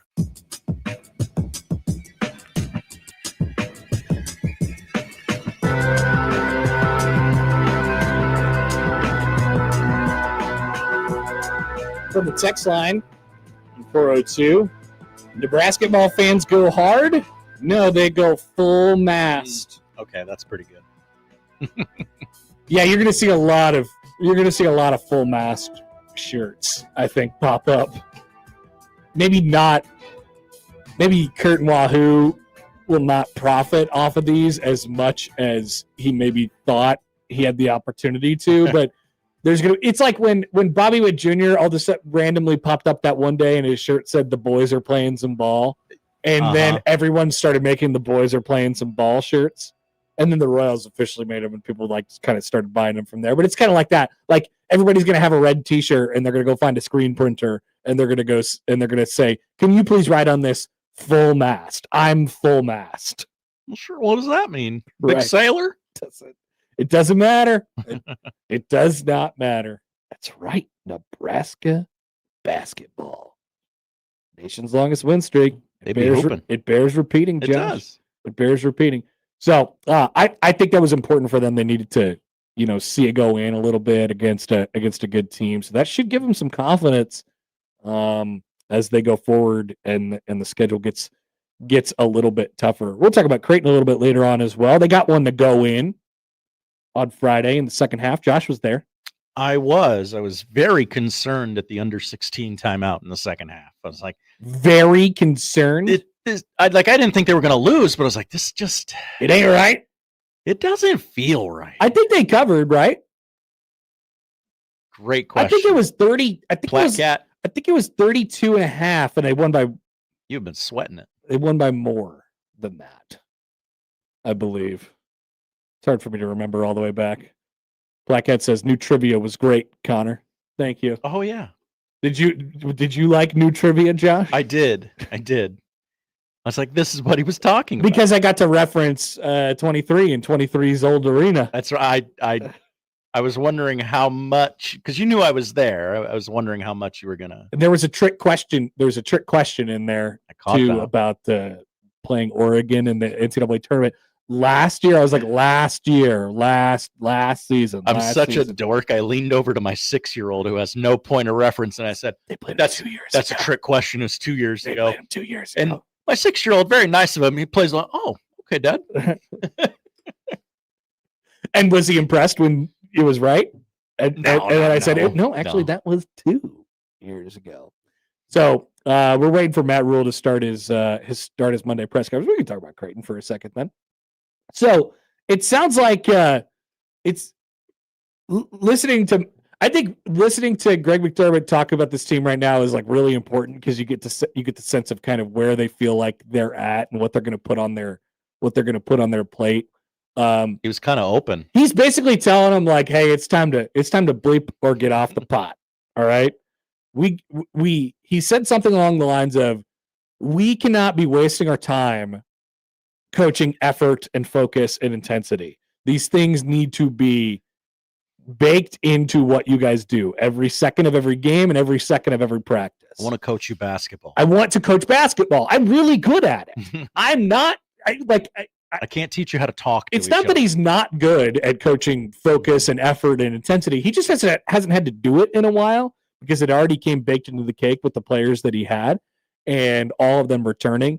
And so he's like, I want to find a way. We have to find a way to continue to push this team forward, and we can't go anywhere unless we are good on that front all the time. You continue to have it in flashes. It looks good when it looks good. I don't think we've seen it for a super extended period of time yet this year with Creighton. They play North Dakota on Wednesday. Summit League. Watch out for the Summit League. North Dakota, South Dakota, they're all going. But, I did kind of feel like they needed a C1 go-through game coming off of the Gonzaga disaster from the other night. And now they need to see one kind of go through against a good team, I think. And so those Vegas games where traditionally Creighton has not had the most success in that town, Sin City. That's right. Those two games loom very, very large. So we can talk about that more as we go on throughout the show today. Put a pin in it. Let's head out to Memorial Stadium where Matt Rule steps up for his Monday press conference. And then turn over your questions. All right, great bye week. Really good to get out on the road recruiting. I left Wednesday, got back Saturday morning. I think really the reaction to seeing Nebraska on the road was significantly different than it had been previously. I think the national TV games, I think the night games, I think the style of play, I think seeing what our players are doing, I think quite honestly, just the media presence we've been able to have. I think, I'm grateful to Pat McAfee for having on every week. I had a couple coaches, they were watching it and they're like, Coach, when are you going to do your spot? So I think mainly it's our players. I think a lot of people talked to us about the blackout. I think we've done a great job of getting kids to come to the games. And so really cool to see the respect and the excitement around the program. So obviously excited to go play a excellent Penn State team. Despite being 4-6, outscored their opponents by 93 points this year. So they're doing a great job right now under Coach Smith. Terry was on my first staff. I hired him out of Gateway High School. Was on my first staff at Temple. Have a lot of respect for him. Speaking of coaches, if you guys don't mind, I just two guys I really don't know very well, so I'm embarrassed about that. But I just respect what they've done. First of all, Brian Keller over at Nebraska Wesleyan. After 30 years retiring, Brandon Cool over at Kearney High, and all the things that he's accomplished. Just want to tip my hat to them. I'd love to be here for 10 years, let alone 30. So it's just impressive when people can do what they've done, and the consistency and the competitive stamina. And I think the one thing that, it really hits you is how many people's lives they've probably affected. So grateful to them, and I think it's great to see that in our state. So with that, I'll start to answer your questions. Do you have a health report on some of those guys heading into the week? Yeah. McCullough, full go. Merritt practiced. Anybody else I'm missing? Shavers is out there with his cast. V9's just, he's got different DNA. Yeah, Rocco's got a cast, but Rocco's good. So. Now, what was your reaction that you guys get a night game at Penn State? They want us to play on national TV, so I love it. Our league is unique in that they have tolerances for certain teams. So certain teams have in the rules that they don't have to play late in the year. We don't have those tolerances, so go play on NBC national TV. Do I love getting back at 3:00 in the morning and playing Friday at 11? Yeah, we'll go do something tough. But that's now you guys know why I say things like, "Hey, let's stop fighting as a Husker Nation. Let's all come together because we got bigger fish to fry." So that's 4 night games this year, 4 road night games this year. So everyone's going to get a chance to see our defense fly around. I think we're in the top in a lot of defensive categories. I think we're second in completion percentage. You're going to get to see the O-line, Emmett, and versus a great Penn State defense. And will put us under a little duress. Okay, but we'll be good. What is that challenge like? Particularly in-state offense versus your defense. They turned it up in the running game against Michigan State. How's that? How do you size all that? Well, the back. I mean, they've got one of the best offensive lines you'll see in the back. They have 2 backs, but 13 took over that game. 10 took over the game against Indiana to get them back in the game, right? So I mean, I think they've got great run schemes. They run all the different run schemes. I think last game was 50 runs, 13 passes. Yeah, no, there's exactly that. I showed it to our team yesterday. I'm like, hey, guys, 50 runs. Now, to be fair, some of those runs were quarterback dropping back and then running the ball, right? The last drive, I think Michigan State had the ball with 14 minutes left in the fourth quarter, 14:39. And it was 3rd and 30. They threw a screen. They punted the ball. Penn State goes down and scores, and Indiana gets the ball back with 4:38. So they took 10 minutes off the clock. Not a ball in the air. Other than a toss. Now they dropped back a couple times, and then the quarterback did a great job running. So, we are one of the top pass defenses in the country. We are one of the top, all these different things, but we've struggled versus the run. and they are going to come out and run the football. So I look at it as what a wonderful opportunity for our guys to go out there and conquer things that have bothered them. And so we can defend the run. They're just very good at it too. So a lot of credit to them. They had 100 and some yards through 3 quarters. And in the fourth quarter, Penn State went out and I think they had 130 yards in the fourth quarter. So it'll come down to our ability late in the game to defend the run. And I think we talk about stopping the run. That takes everybody. It takes your defense. Also takes your offense scoring points. They're a top 25 defense. They're giving up 316 yards per game.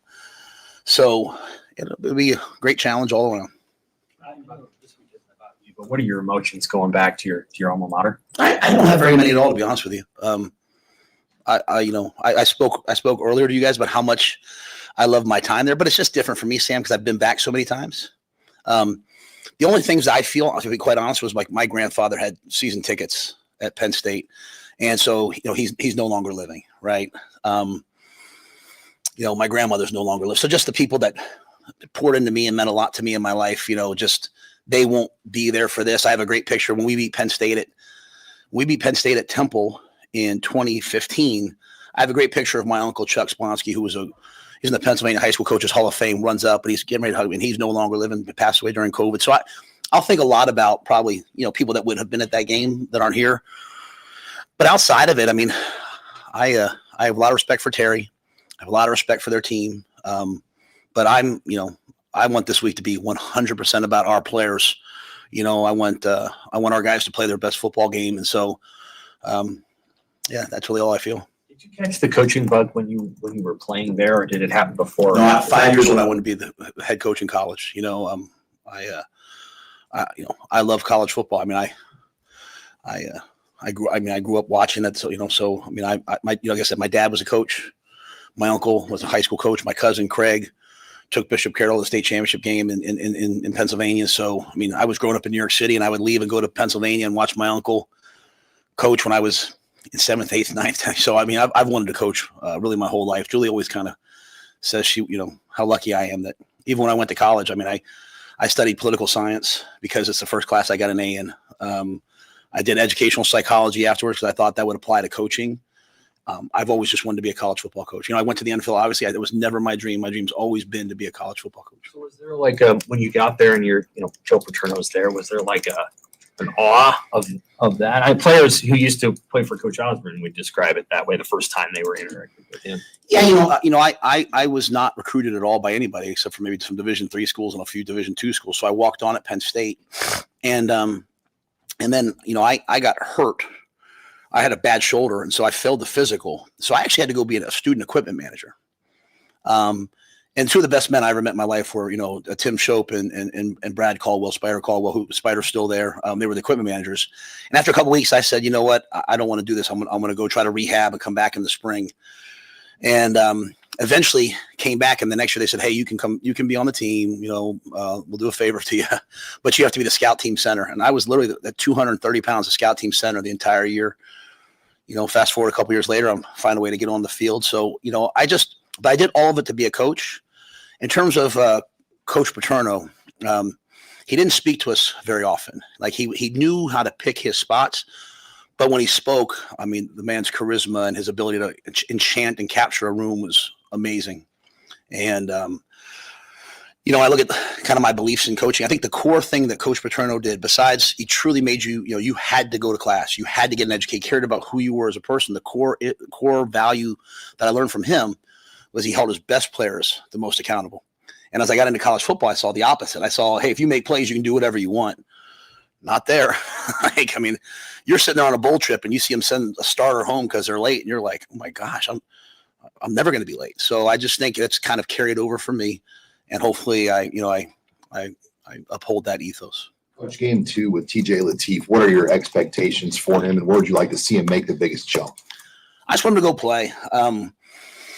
They've got a ferocious pass rush. Number 33 is, besides having 5 sacks, 8.5 tackles for loss, he's also got 3 block punts. He is just fantastic, and it's not just him, right? They've got good players up and down the defensive line, all 3 levels. So, TJ's there's gonna be times where there's gonna be pressure, and he's gonna have to reverse out and go make a play and run. And I want him to play free. I want him to go out there and let it rip. If he starts, sometimes the first game, the second game you start to don't overthink too much. Just go out there and play through the good plays and play through the bad plays and just say one snap at a time.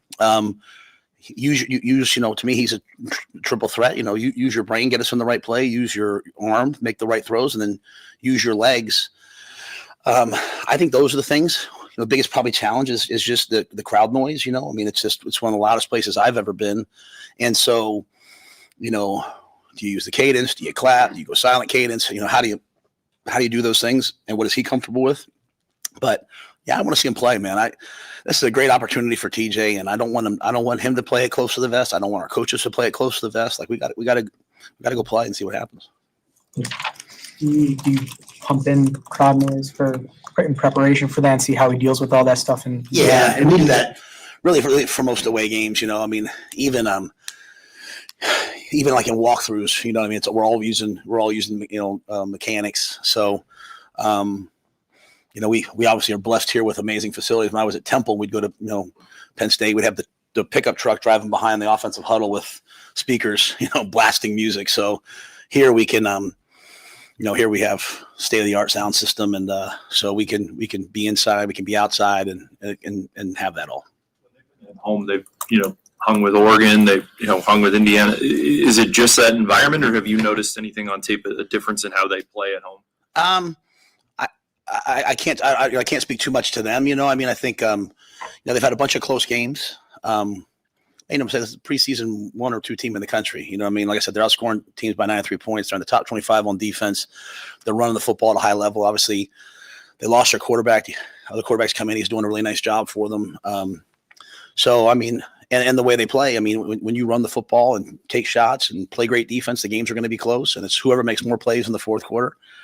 So, I think most teams play a little bit better at home, and obviously they like us have a great, crowd. Like we get to see what it feels like when the other team false starts on 3rd and 9 and we're all clapping. They've got the same thing. So, we'll just have to go out there and have some poise in the noise and make sure that we're having fun while we play. You already kind of referred to this, but do you think the record is misleading based on the difficulty of the schedule that they've played and this unbalanced nature of Big Ten schedules and how it might affect one team and not? I hadn't really thought about it. I think so much goes into Big Ten schedules. It's like, there's all those metrics out there, like who has to travel the most, who has the most. Like some teams have more days off before games than other teams. It's just part of being in the league, right? So it's not a complaint. I don't want any pundits out there taking shots at me. I'm not saying. I'm just saying like it's really hard in an 18-team league, right? Like even the NFL. You think about the National Football League, like you have a 4-team division and you play those teams twice, and they're usually all within, except for maybe the NFC East, you're all kind of within traveling of each other. So I just think there's a lot of uniqueness to it, but I think they're an excellent, excellent football team. And I think, Terry's obviously done a great job of, uniting them and getting them, they had the Iowa game down to the very wire. Right. And then a young man makes a great run to win the game. They had, Indiana, that was just a classic 2-minute drive for the ages for Indiana. And then, this was a close game with 14 minutes left and really with 5 minutes left.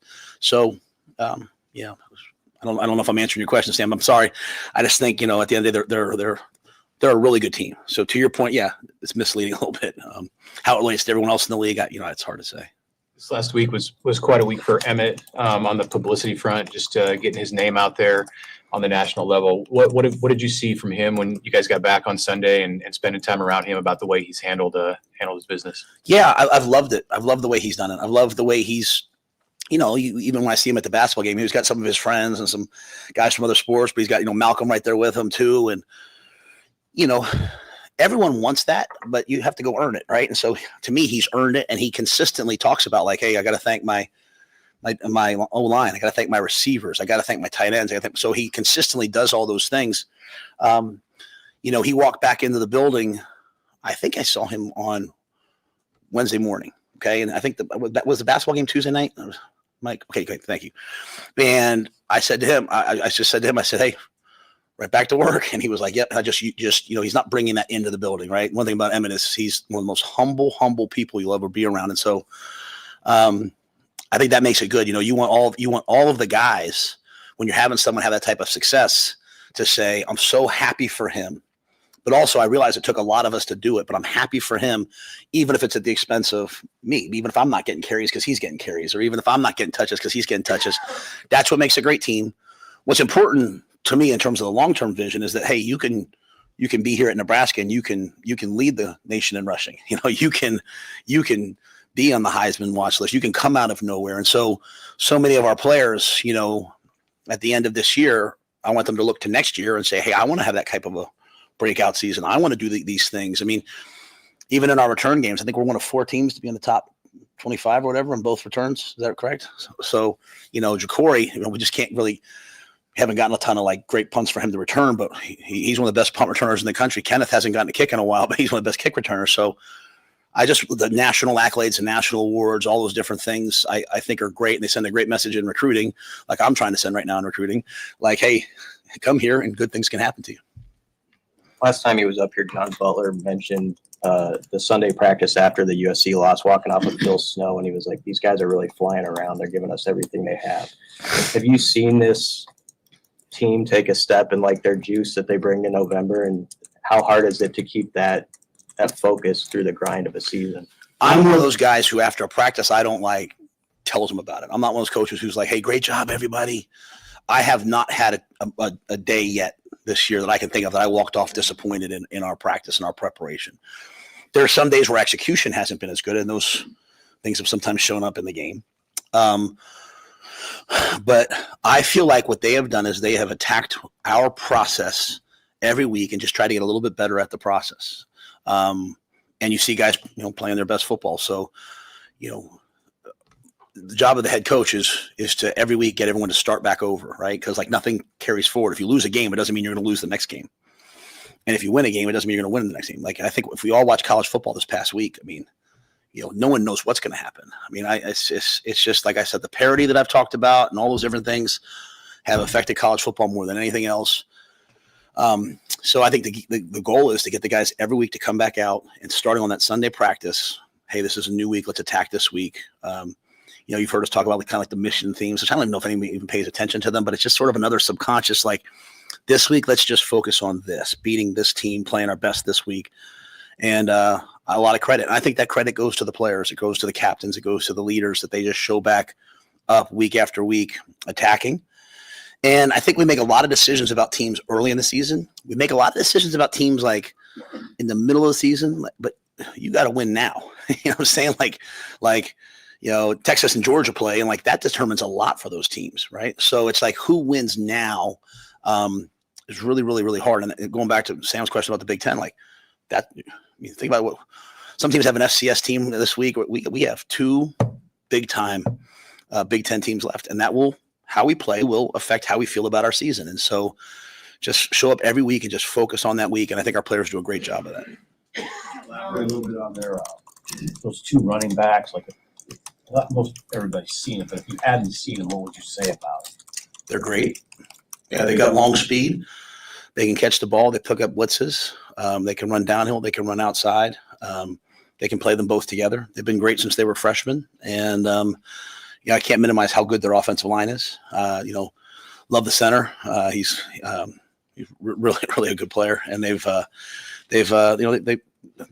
their best, they find a way to run the football. And, but they're really talented players. With Latif kind of being thrust into this role, how do you evaluate the quarterback depth and a guy like Jalen Gramstad, who's been around so much college football, helping a freshman in a big moment this season? Yeah, I think last week was a really good week for us to get Jalen a bunch of reps, because he's one play away from playing. Really, really pleased with Marcos. He's come a long, long, long way, and he got a bunch of reps. So, to me, it takes all of us. It takes every single guy. And part of it is hey, what's my level of preparation like? What's my performance like? And also just the execution of it. Even a week like this where you're going to have to try to hear a play call with that sound right through a headset and then go out there and communicate in the huddle. Those 2 things are a challenge in and of themselves. And so, you have to be ready. Dylan last year went to Ohio State and played in a similar environment and played a great game, and we had a chance to win it. TJ, got thrust into the game against USC. We had a chance to win it. We went out to UCLA. We won the football game.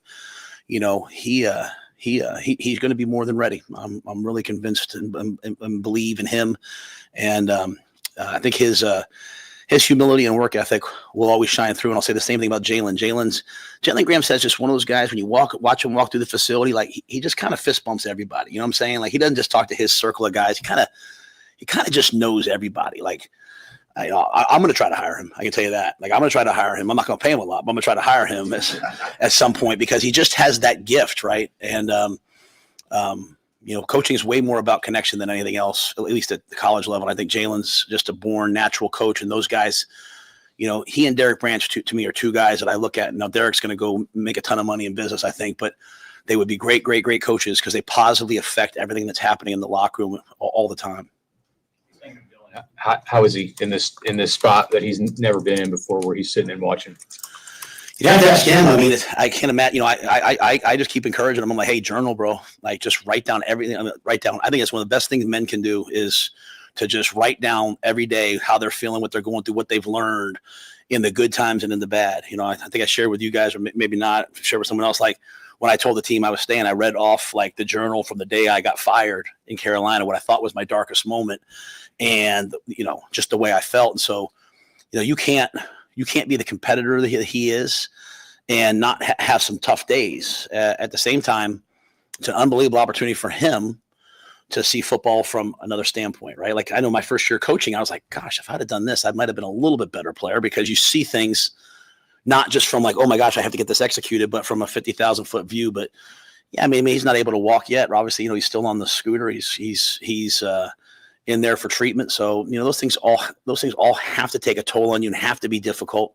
We see them from so many of our guys. I see Wood, I see Teddy Prohaska, I see all these guys, and the challenge that is.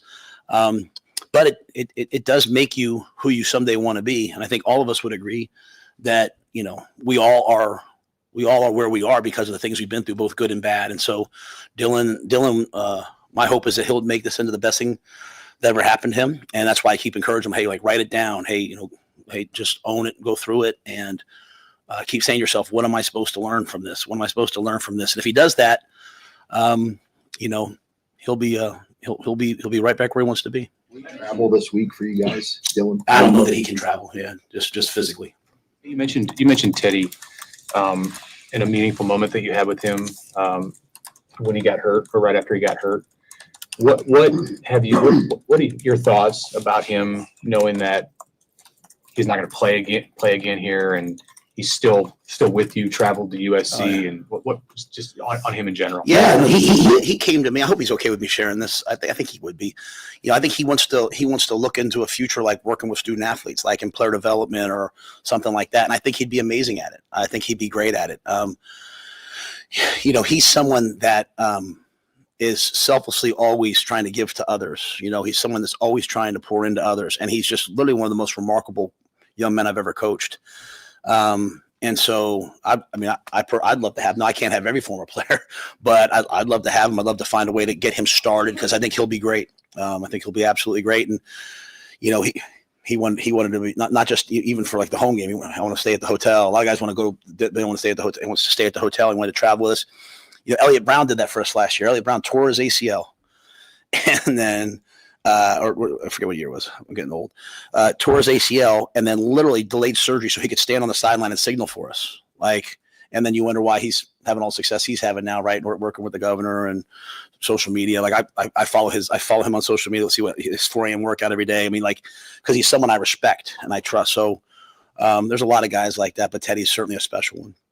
Is there anything that you're a coach that can see in a freshman quarterback that look for readiness?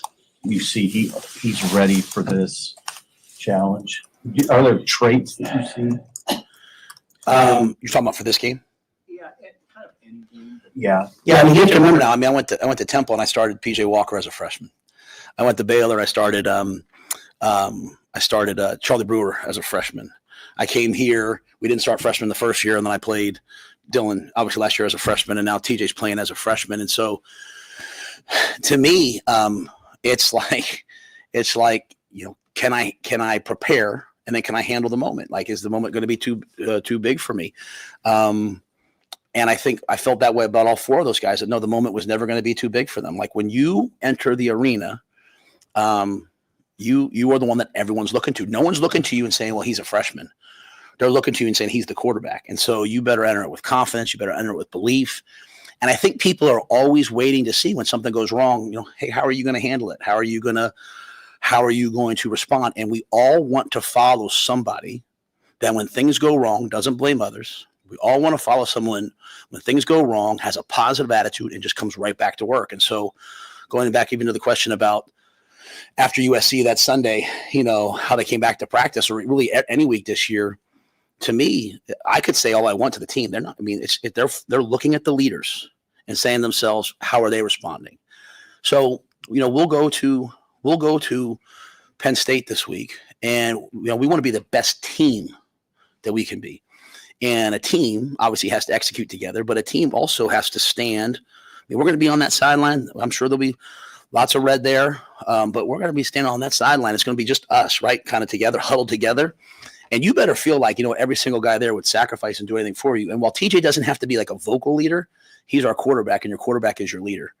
And so I just see the way he comes into the building. I see the way that he practices. I've seen it since day one. He takes accountability for everything good and bad, and I think players love that. So he'll be ready. I'm convinced he'll be ready. And doesn't mean this isn't a challenge. This is a top 25 defense. But he's not playing by himself. It's going to take all the other guys, and it's going to take us on defense and special teams. And I think our team will be committed to being a team on Saturday, and that's what it takes. Back to recruiting for a second. How large do you think this class can get, or how large do you want it to get? It's a 10 right now. I would maybe take 1 or 2 more guys. Yeah, that's just the numbers crunch. Yeah, and just like a plan. You know what I mean? Like we came in early on and felt like we had to flip over everything. So now we've got a lot of freshmen and sophomores, and now we can be very select in 26, get difference makers. And I think the guys we have committed, the guys we're trying to get are difference makers. And then we'll see the whole portal world in January. We'll see how that goes, and then we'll continue to build on 27 and 28. Thank you. Thanks. No, thank you. Thank you, Matt Rule, for doing a press conference. You're hearing it more and more. We appreciate it. We'll go through a couple of the things when we return. A lot to get to from that. And also, we want to hear from you all. 402-951-1620. Sam McEwen is going to join us in 1 hour. 1 hour from right now. We'll be back after this on 1620 The Zone. But first, yes, we are rocking and rolling here in football season. However you like to get in on the action, you can do it on Underdog right now in Nebraska. This season, you can make team picks and player picks. Just download the app, sign up, and you'll get $100 in bonus entries when you make your first $5 fantasy entry. Using Underdog is easy. Just pick, whether your favorite team will win or if your favorite players will go higher or lower on stats like touchdowns, receiving yards, interceptions, and more. Plus, with Underdog's ultra-fast payouts, you can get your profits in a snap. Download the app today and use promo code HAPPER1620 to score $100 in bonus entries when you make your first $5 fantasy entry. Player picks and team picks, all on Underdog. Crypto.com predictions are powered by Underdog Predict. Trading derivatives involve risk and may not be appropriate for all. For more information, visit nadex.com/rules and underdogfantasy.com/rules. For Crypto.com predictions, the term pick refers to a product traded on CDNA. Must be 19 plus and present in Nebraska. Terms apply. See assets.underdogfantasy.com/web/playing. Get terms _DFS_.html for details. Concerned with your play, call 1-800-GAMBLER or visit www.ncbgambling.org. Live from the Host Coffee Studio, this is 1620 The Zone. Step into elevated luxury at Woodhouse Lincoln. Right now, receive 4.9% APR for up to 60 months or 5.9% APR for up to 72 months on the 2025 Lincoln Navigator. Browse our inventory in-store or online at woodhouselincoln.com. Woodhouse Lincoln, the Omaha Metro's exclusive Lincoln dealer. With approved credit, must finance with Lincoln Automotive Financial Services. $299 doc fee due at signing. Offer expires December 1st, 2025. See dealer for details. Host is roasting every morning. Host is roasting every day. How does Host Coffee provide the best coffee for your workplace? By finding the richest and most robust coffee beans from all around the world and bringing them to our Nebraska roastery, where your coffee is roasted fresh and delivered straight to you. Proudly serving Nebraska since 1972. Host Coffee is always roasting something good for you. Have you been injured in an accident? You shouldn't have to fight with insurance companies or deal with medical bills alone.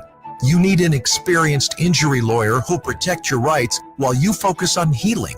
At Chandler Conway, our team understands the legal process and will handle your case with dedication.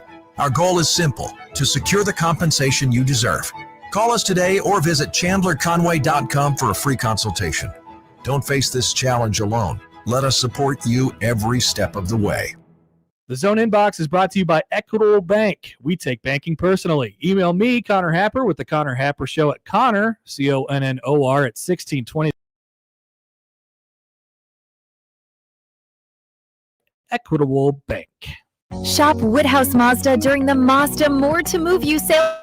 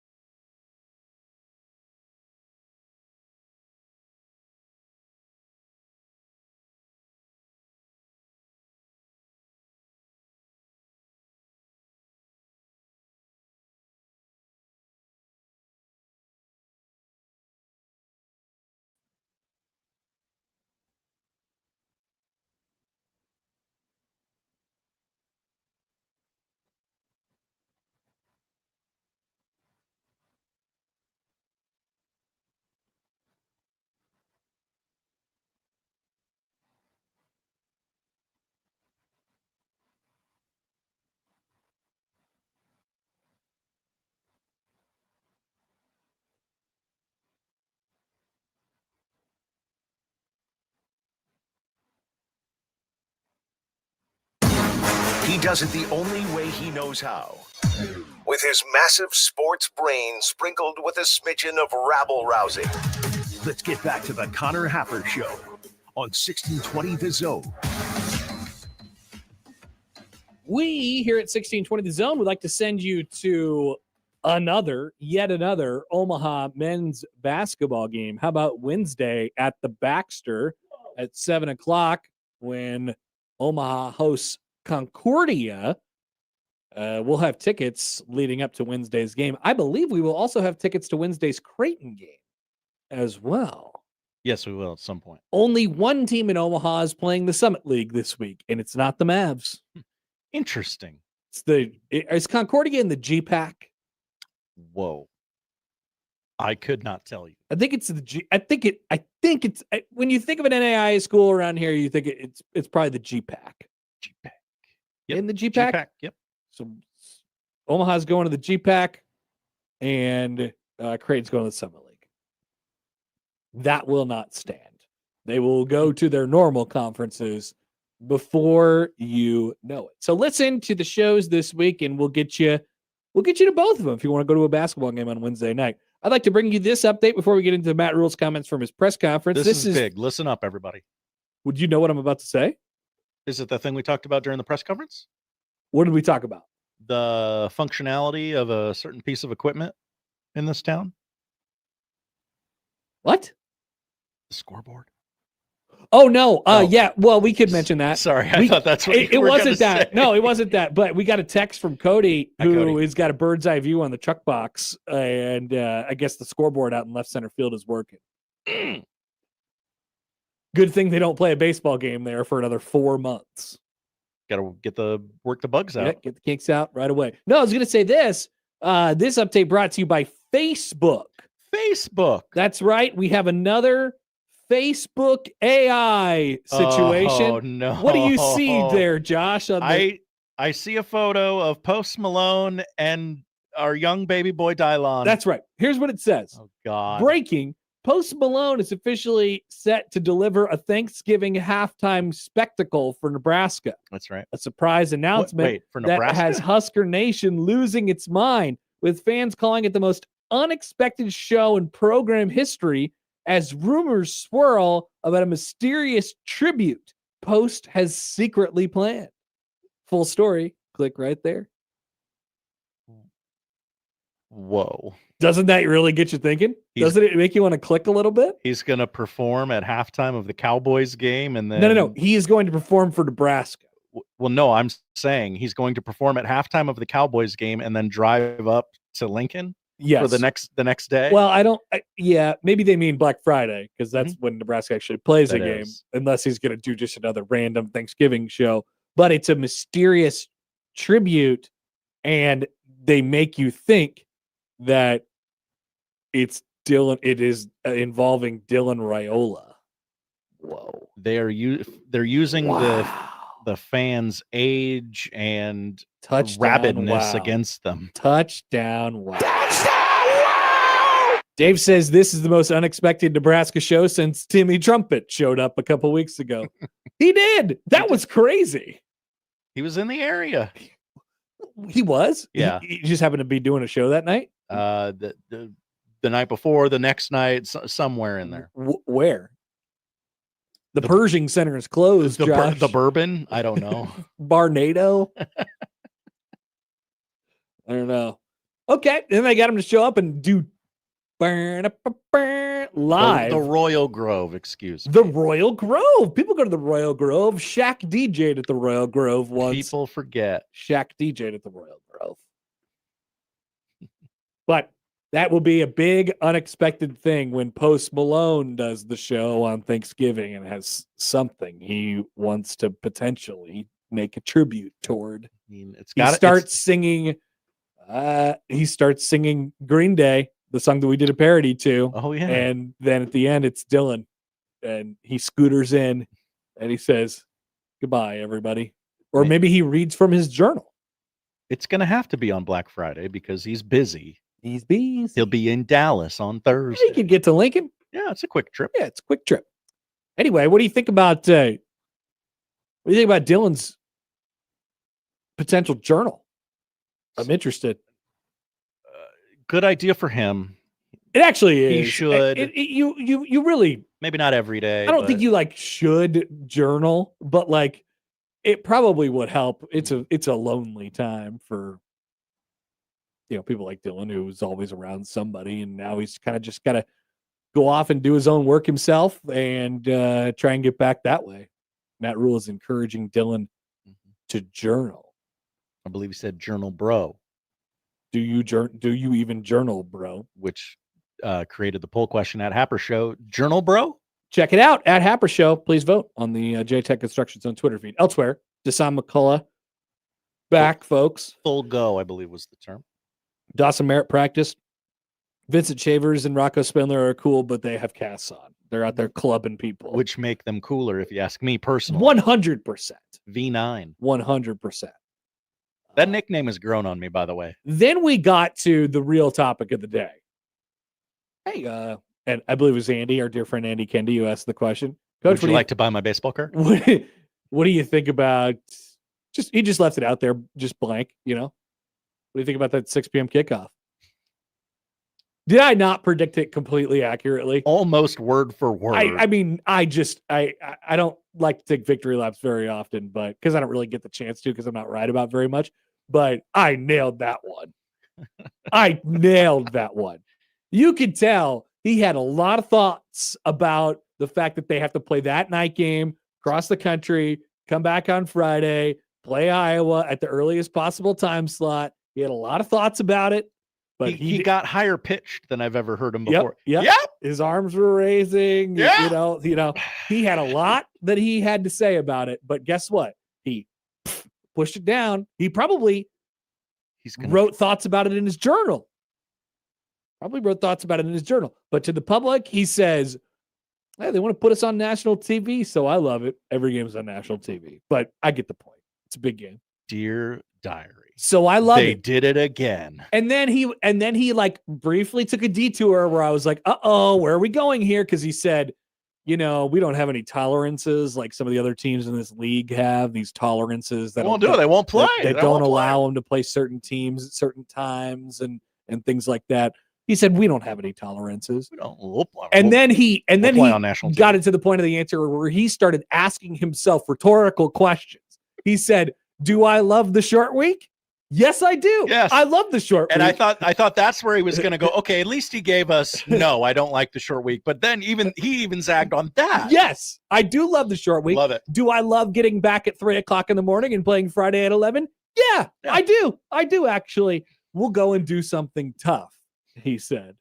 So I have never actually been more correct about anything that I've ever predicted before in my entire life. Classic Matt Rule zag, which is the right way to do it, by the way. Mm-hmm. We don't need all this crap that I could have seen it where, he's sticking up for himself and he's sticking up for his program. They maybe feel like they've gotten jobbed a couple times this year on times and short weeks and teams getting buys before they play them, but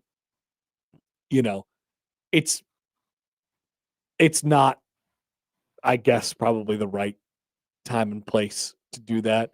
They do. We do need to remember these things when we go into the coaches meetings in the offseason and the AD meetings in the offseason and the TV meetings, all those things, because I always feel like these things get brought up every single year by the coaches. Like, hey, can we just go back and really, really evaluate this? Like, do we need to put in specific rules that prevent us from traveling cross country and then coming back on a short week? Like, can we address this in some way? And then it never gets brought. Like, can we somehow avoid playing like 3 straight games where the team that we play has a bye week?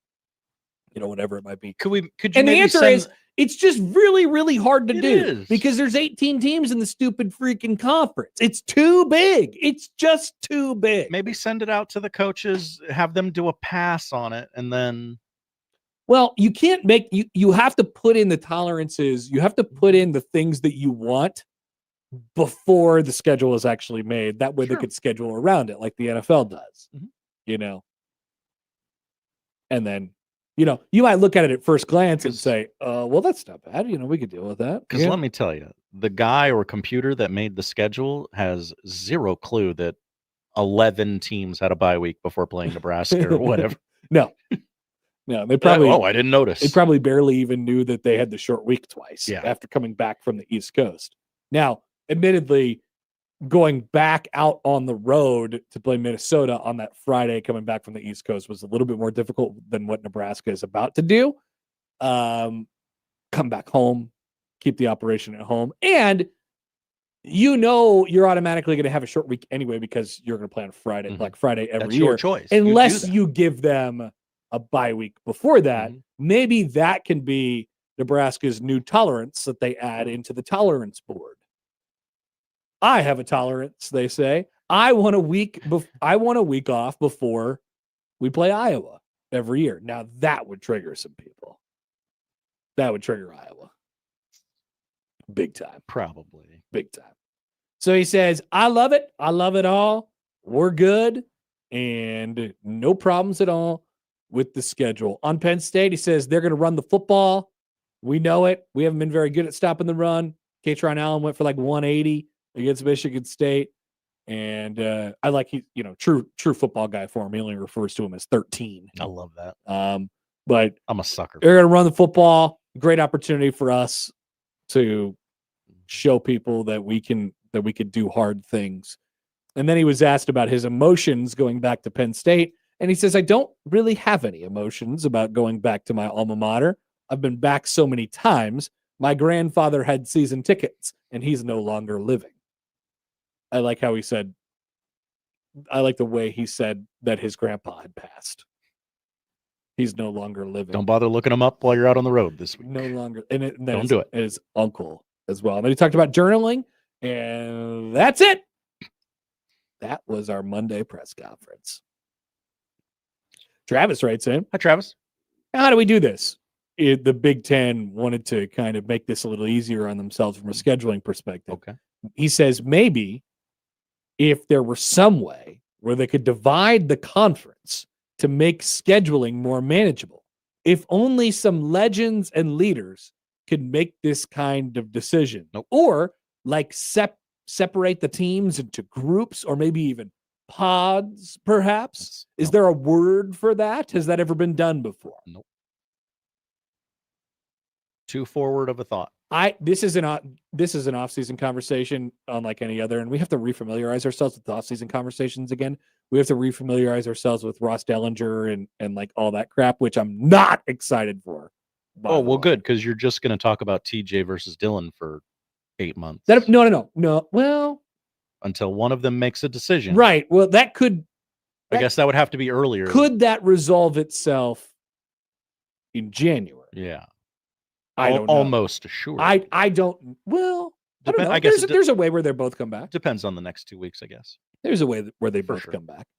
But refamiliarize yourselves with the off-season conversations because we're right around the corner. One of them being, why did they do that? Why did they take away the divisions? It still doesn't make any sense to me. Because the Big Ten West was not holding its weight. Okay. Now adding so those just West Coast reshuffle it. Adding those West Coast teams probably would have helped the Big Ten West, Like, right? We haven't got the doomsday scenario yet. And maybe it's not so doomsday in the way that the league looks at it because they like money and they turn into Mr. Krabs when Michigan plays Ohio State. But we have not had the Michigan versus Ohio State 2 weeks in a row scenario yet. I'm very much looking forward to that. I was told this would happen every year.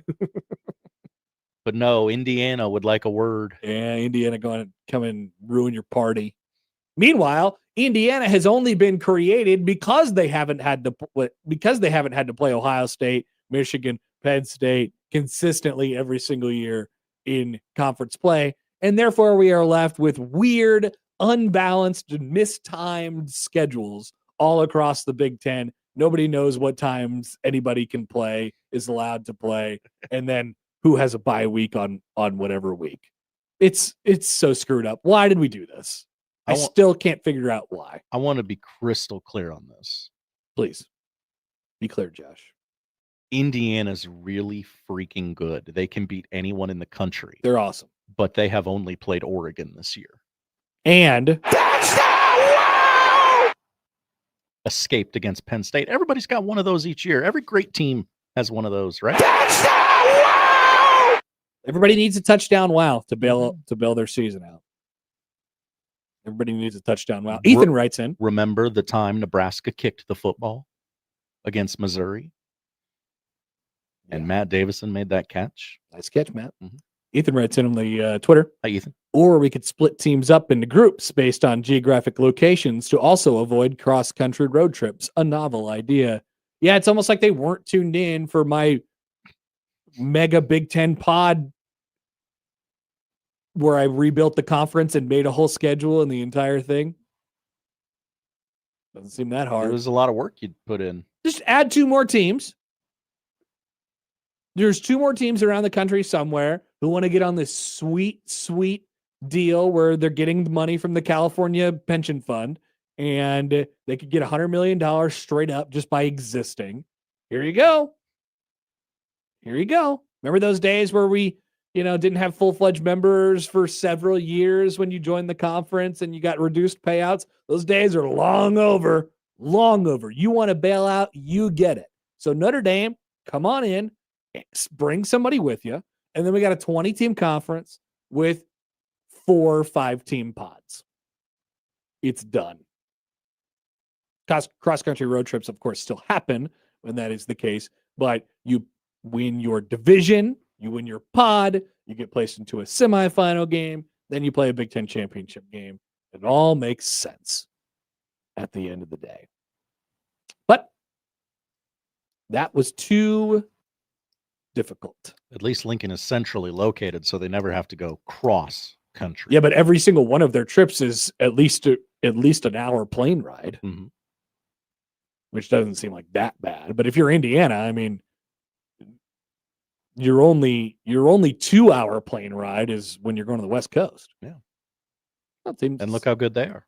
So it's all about perspective, I suppose. All right, that's what Matt Rule had for us in his Monday press conference. Speaking of all these other teams, let's take a look around that college football playoff contender pool. There were some changes this weekend. I would say the picture got even more muddy over the weekend. We'll take stock when we return on the Connor Happer Show right here on 1620 The Zone.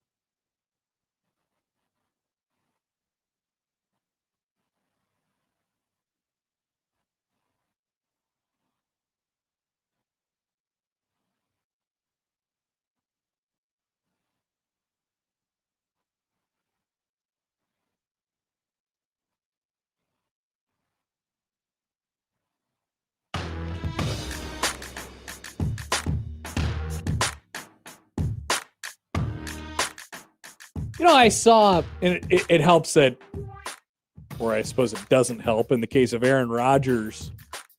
Rodgers got hurt. Rodgers just got double check. So he got hurt yesterday. Banged his wrist.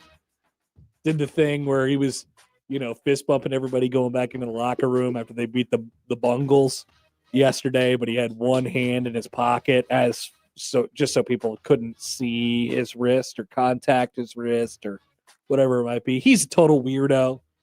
He's like too media savvy. You know what I noticed yesterday? I suppose this makes sense because it is true. He has never looked older. He has always had an old man kind of vibe to him. Down to the helmet he wears with the chin strap. And he did get the newer helmet this year. They probably just made him. Yeah. They were like, dude, you're going to die. That helmet cannot protect you anymore. But he takes that thing off and like, I could see what he's going to look like as a 60-year-old, and meanwhile on the field, he's just getting tossed around like a rag doll by, imagine that, the Bengals. Known for their defensive Look at the prowess. TV screen right now, Josh. Look All at right. him. Look at how old he looks. He just looks so old. The hair, it's not gray, but he's like not. He's actively not dying, and he's letting it age. He's got the face, probably the Pittsburgh, doesn't help his elder. Like if he was in Miami and he was enjoying the sunshine, Brady did it right because he aged backwards when he moved to Tampa. That's what a lot of our Northeastern friends do. They move to Florida and they get younger a little. I wonder if he thought about that. Like that's what Brady did, and instead Rodgers went to New York. This cold can't be good for my joints. Rodgers went to New York and Pittsburgh, and the face is kind of just sagging and droopy now, and he plays old. Mason Rudolph went 12 of 16. Mason Rudolph was throwing his 4-yard passes all day long, baby. Yep. Was he keeping his mouth shut? For the most part. Okay. Yeah. Allegedly. They said Mason Rudolph was in the game on Red Zone. I was like, Mason Rudolph. All right. Good for him. Aaron writes in. Aaron Rodgers? Aaron, the listener, comments on Aaron Rodgers. Hi, listener Aaron. He supposedly got married this offseason, but even I, as a Packers fan, don't actually believe he is married. No, but Aaron, you didn't see that he very publicly wears his wedding ring while he plays? Yeah, it just gets in the way. The cold, it just really, the skin. It's like the first thing you notice about him. He somehow dimmens the rest of his body just so people will look at his ring finger and they will have the takeaway that, oh, look, he does have a wedding ring on. He must be married. Question for the not at all a ploy, that's for sure. Question for the general audience, not a poll question. There's Hello, a difference. It's very subtle. Does the audience believe that Nick is engaged? I do. Well, we know it to be true. Yeah. Does the audience? I mean, I think they do. A lot of stories with the fiance. Yeah. I don't believe he has a dog still, but I believe he's engaged. All right. I was just checking how we all felt about that. Rodgers is married. He's got the ring to prove it. Anyone can get a ring. He has a ring. I went looking for more silicone rings on Saturday, and Christmas is coming. They were charging like $25 for one silicone ring. It used to be you could get like a pack. Dude, of them that's what I did the first time. I got 4 different colors, and they cost $7. And now they're popular, so they're like, well, we should probably charge more for these. Black Cat writes in. Thanks, whichever president you'd like to vilify here. Yeah, none of them. Black Cat writes in, imagine the day Matt gets engaged. Not a soul in a 500-mile radius will believe it. Yeah, he'll probably try and downplay it too. Oh, and by the way, speaking of Matt, I believe we have seen through a ploy this morning. He is being framed. He 100% is being framed. He's not a good enough actor to be selling the confusion of where these white monster cans are coming from. It's either he is being framed on the white monster cans or he is gaslighting us. Yes, it's one of the two. Which I don't believe it's that either. Yeah. He is being framed. to the point. I mean, it's getting too obvious. I got to be honest with you. This does have Joey written all over it. Was he here this morning? I don't know. I don't know. Did you listen to that traffic report on the way in? He very well could have a proxy, someone he's working with. But I got a mysterious tweet that was very Joey coded. Okay. From an account that I've never seen before, Peter Parker. At Peter Park 2967.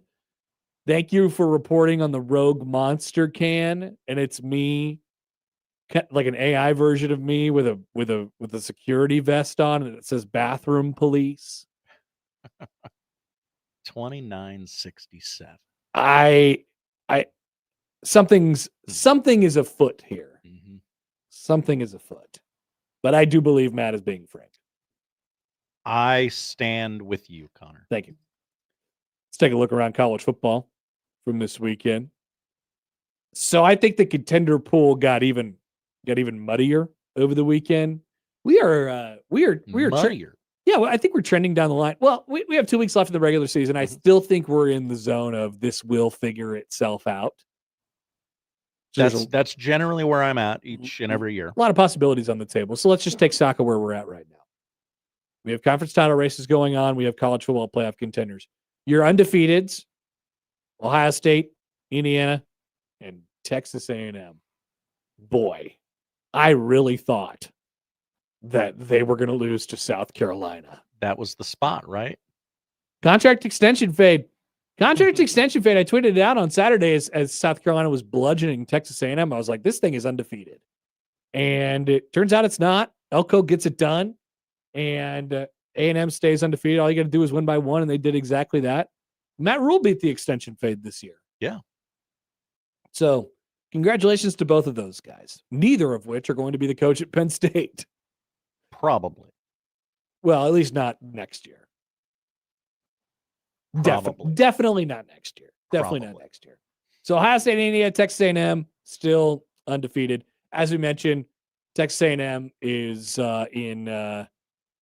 they are on their SEC poop week bye before playing Texas in the final week of the regular season.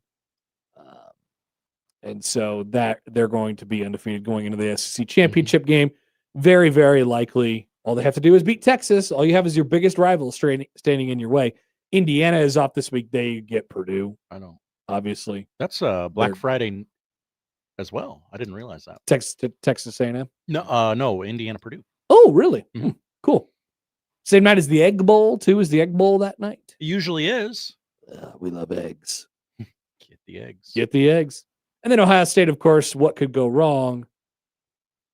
They just have to beat Rutgers and Michigan. So, 1 loss Power Fives sitting in the catbird seat for spots. Georgia, Ole Miss, Oregon, Texas Tech, BYU, and Georgia Tech.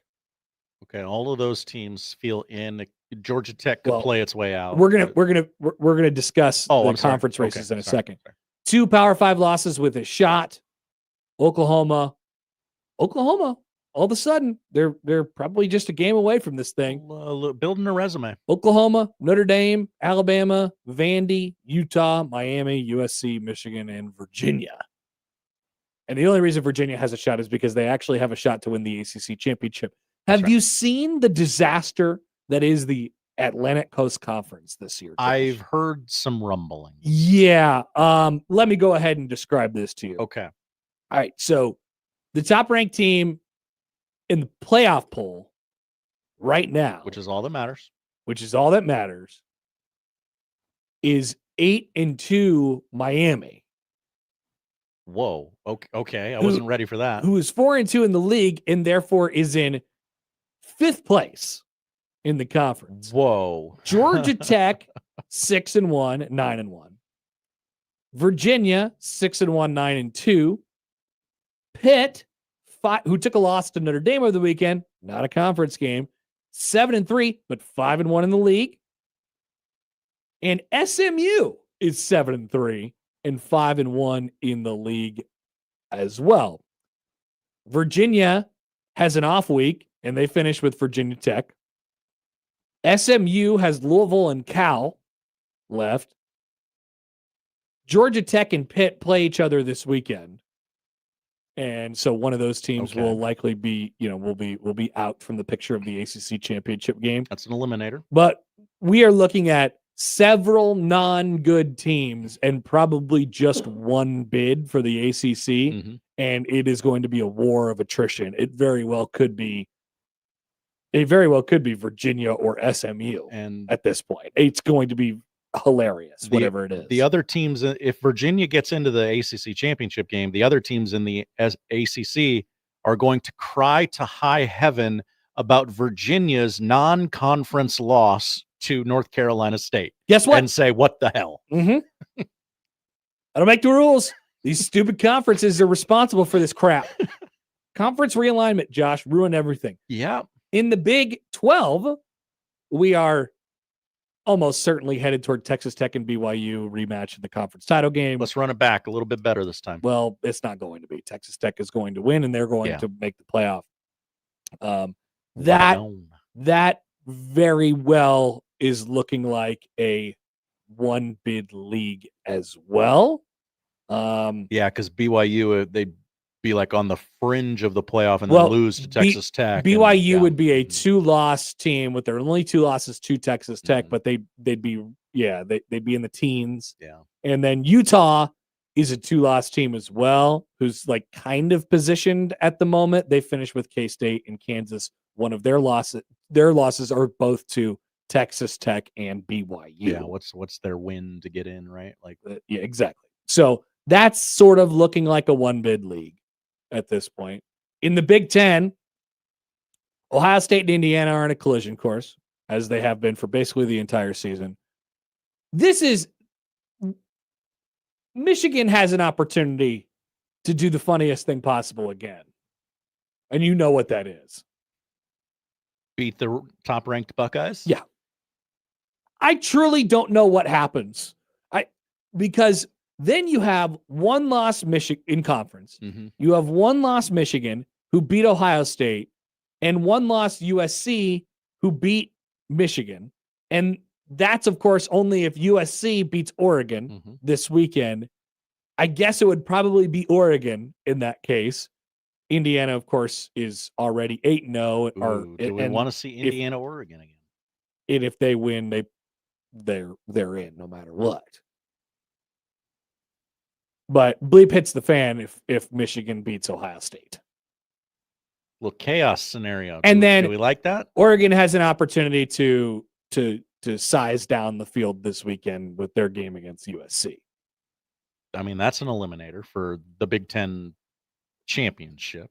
It's a playoff eliminator too, probably. Although you could include Oregon at 2 losses. Given what their losses are, but their wins would not be very impressive. That's true. Would not be very impressive. Their only thing that they would have to write home about is their win against Penn State, which came a very, very long time ago and obviously has not aged well at all. The world was and then different Iowa. Then. Yes, the world was a lot different then. And then in the SEC, Texas A&M has their non-con bye week this week against Samford. Then they have Texas. So they're going to be in the playoff no matter what, and almost certainly in the SEC title game. Georgia, Ole Miss, Bama, all with one conference loss. Georgia lost to Alabama. Ole Miss lost to Georgia. Bama lost to Oklahoma. Georgia doesn't even have any conference games left. I don't know what that math, where that math ends up as far as who gets to go to the conference title game. Georgia is in by that math, right? I think so. I haven't familiarized myself with tiebreakers yet. I'm sorry. You said their one loss was to who? Georgia. Alabama? Lost to Alabama. Okay. I guess then mathematically, maybe they're not in. I don't know. Maybe they are. Ole Miss lost to Georgia. Bama lost to Oklahoma. And remember, Georgia plays like Charlotte and Georgia Tech. So they're done with league play. Right. Although Georgia Tech, interesting matchup. Georgia Tech is very interesting. They could get some Haynes King. Say it, Josh. Haynes King. Haynes King. Could they go 9 overtimes or whatever again? That would be awesome. And then just a little update for you on the G5. What's going on down here in G5 land? That would be who? James Madison out of nowhere. James Madison, whose one loss is by 2 touchdowns to Louisville, is currently in the catbird seat in the G5 with North Texas, whose one loss was to South Florida, a game that everybody thought meant a lot at the time and now has not seemed to mean very much. Tulane is 2 losses. They're likely on the outside looking in. So we're down to James Madison in North Texas in the G5. Unranked James Madison's going to get throttled by the 5th best team in the country. The best team. Yeah, the 5th best team in the country because we did away with the seeding. Thing. It wouldn't be the best team that lost a conference championship game anymore. It would be the 5th best team in the country. Which is a potentially worse fate for the G5 team. What if it was Indiana? It could be. Kurt Cignetti has to put down his old school. Oh, Cignetti Bowl. That could be fun. Yeah. That could be fun. I love a narrative. So that's where we're at right now. There's a lot to get sorted out in these last 2 weeks, but I'm still in the mode of like, yeah, I think we'll figure things out. With the bigger field, I don't feel there's really like anyone like, oh, they didn't get in, they need to be in. The big thing here is the Big 12 and the ACC are basically like 100% shot of being one bids. I think so at this point. And I don't even like. Actually, Texas Tech is formidable. Like they are definitely, they belong there. So I really hope they end up winning, and I really hope they represent the Big 12 because otherwise it gets really, really tricky in a hurry. But I don't know what the best possible result is for the ACC's team now that Clemson and Clemson's not a factor. Florida State's not a factor. What is the best possible result for the ACC? Is it Georgia Tech? Is it Pitt, who just got demolished by Notre Dame over the weekend? And they're still Notre Dame as well. I don't even think I mentioned that. Feel like we're probably going to have a lot of blind resumes on ESPN comparing Oklahoma to Notre Dame at the end of the year. Yeah. I mean, we're going to be comparing a lot of those 10 through 15s right up against each other, and they're all going to have 2 losses. And I wonder who they're going to pick, Josh. Might it be the SEC 2-loss teams? Because those seeds have been planted long ago. The AP Top 25 came out yesterday, and the college football playoff rankings will come out tomorrow night. Oklahoma is the top 2-loss team at 8, right in front of Notre Dame, who is also 8-2. They're at 9. Bama behind them. Then, like I said, Vandy, Utah, Miami, USC. I don't know. Like we'll see what happens with those rankings tomorrow night. But USC getting past Iowa is a really big deal, and then them playing. So maybe they'll wait another week on them before they really move them up.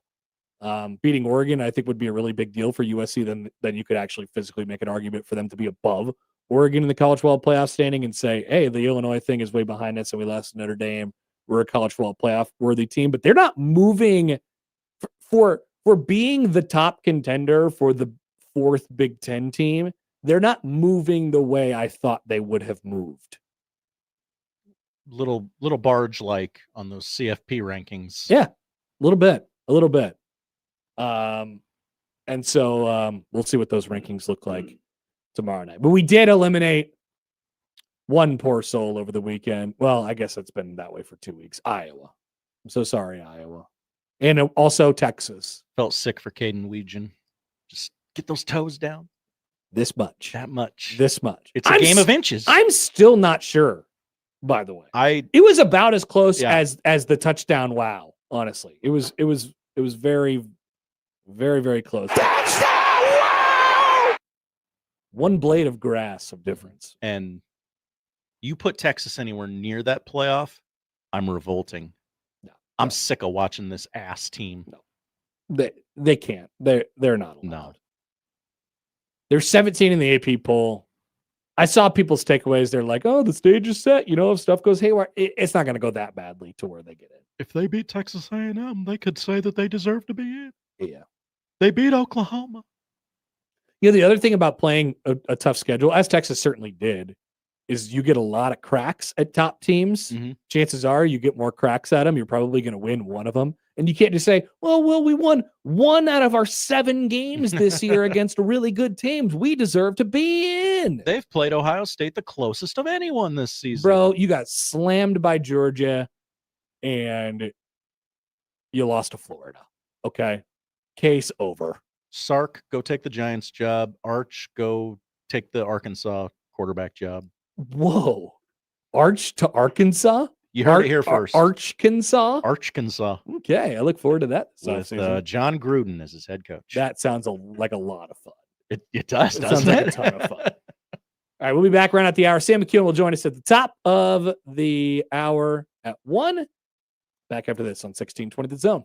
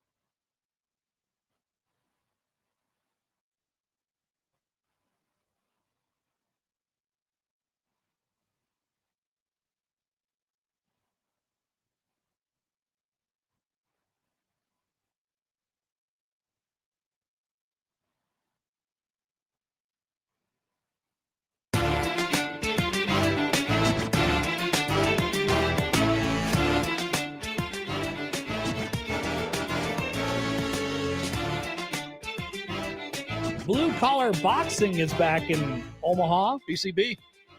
Friday, December 12th at the Baxter. They're going to pack it. Local union members will face off in the boxing ring for charity, with proceeds benefiting Nebraska's Center for Workforce Development and Education and United Way of the Midlands.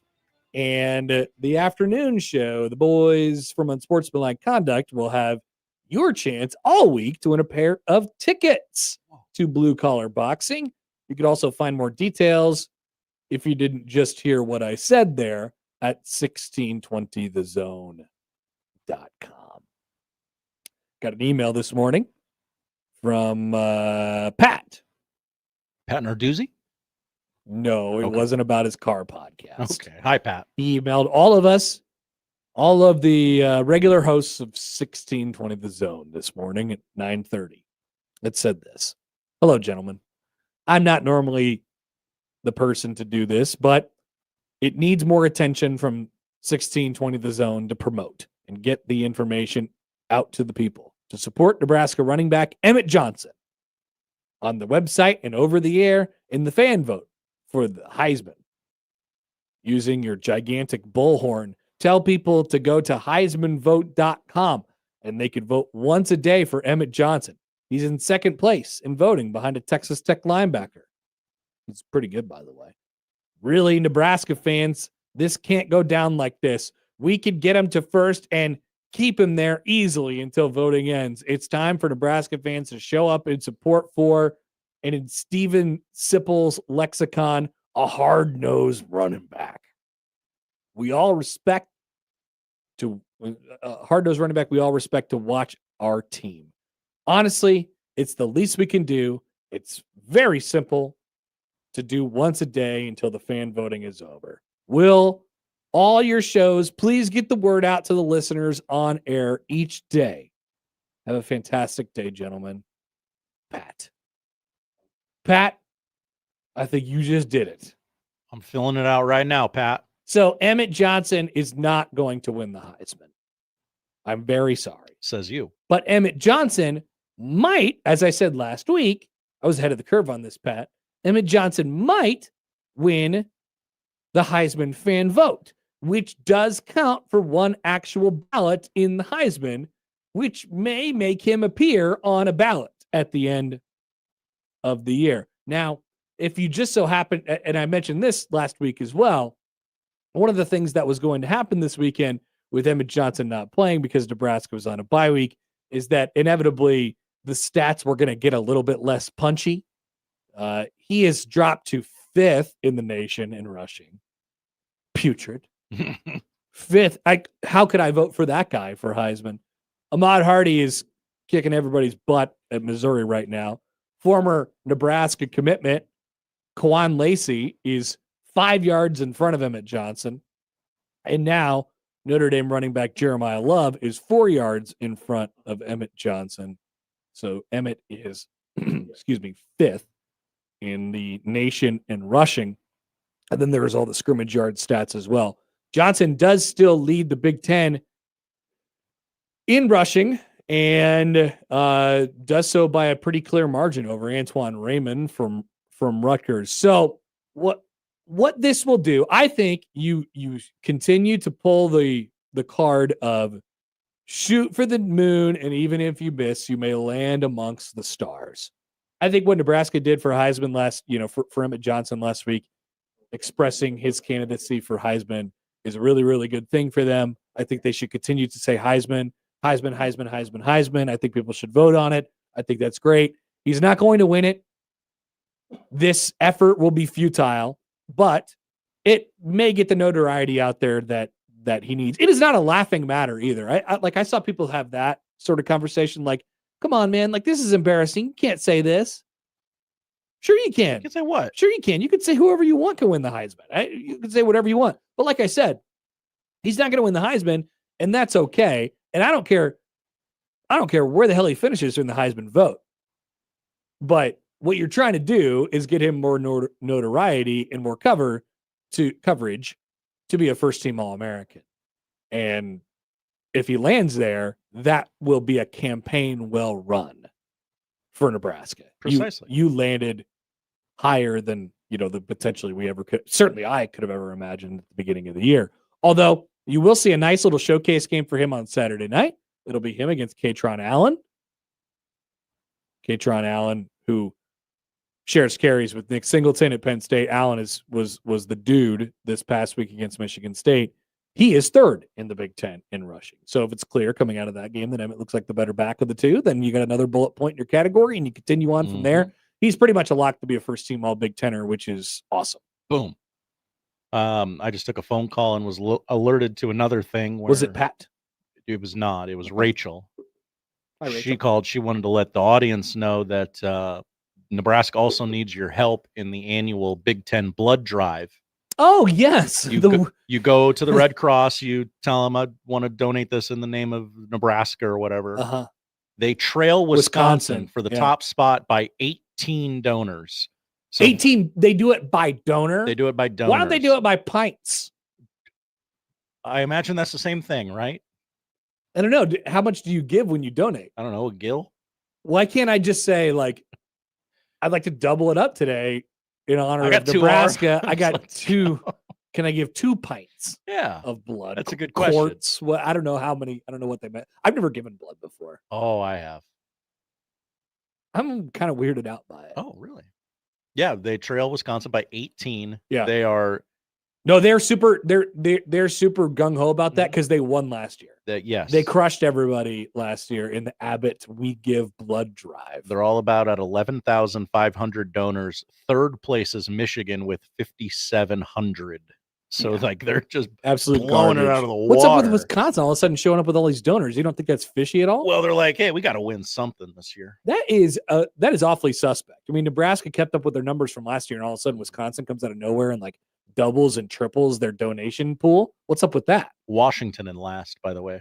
They're not giving blood in Washington? I guess not. Headley writes in. Headley. Connor walks into the clinic. Take it all, damn it. We got to win this. I did. I mean, we've been doing PAs at the women's basketball games. You got to donate the We Give Blood drive. Yeah, sure. Yeah. It always sounds weird for me to be saying such things over a loud speaker, but I guess here I am on the radio saying the same things. Mm-hmm.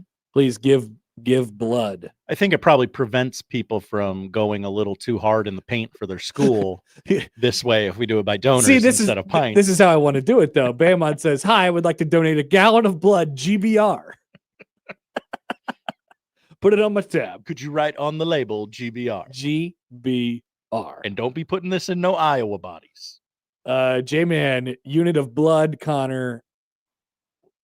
And 2, a unit of blood? Like, how much is a unit? That's what I'm saying. How much is a unit? I can give 2 units if I'm O negative. I'd like to give 2 absolute units. Travis says Connor's never given blood. Wow, typical Connor, not caring about others. He probably selected no on being an organ donor. I don't remember. I guess I could check. I don't have my check right now. I don't have my wallet with me. You know the answer, Connor. You don't think I am? I don't think you are. I probably am not. My organs are mine for now. That's the whole point. Maybe next time I go, I'll be an organ donor. You won't. Because you got that Moneybags Happer thing going on. You're thinking, what do you mean? Maybe if this Tom Brady cloning thing takes off, I can get cloned. I'm going to keep my organs. Yeah, J-Man says a unit is a pint. I need everybody to start walking around town and asking everyone if they gave their pint today. Just like Pat asked us to do the Heisman vote once a day. You'll give 1 pint a day. While you're in the chair giving blood, you can vote for the Heisman on your phone. Genius. Like, then Nebraska wins 2 more internet things. And that's what it's really all about, right? Zach says, walk into the blood bank and say, I'd like to give a liter of blood. How many units is that worth? Is that like 4 units? Oh, it's got to be more than that. If that's the case, then I need all of them to count toward Nebraska GBR. Apparently, you get a free shirt, too. Whoa, hello.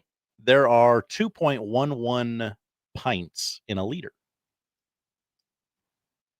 Okay.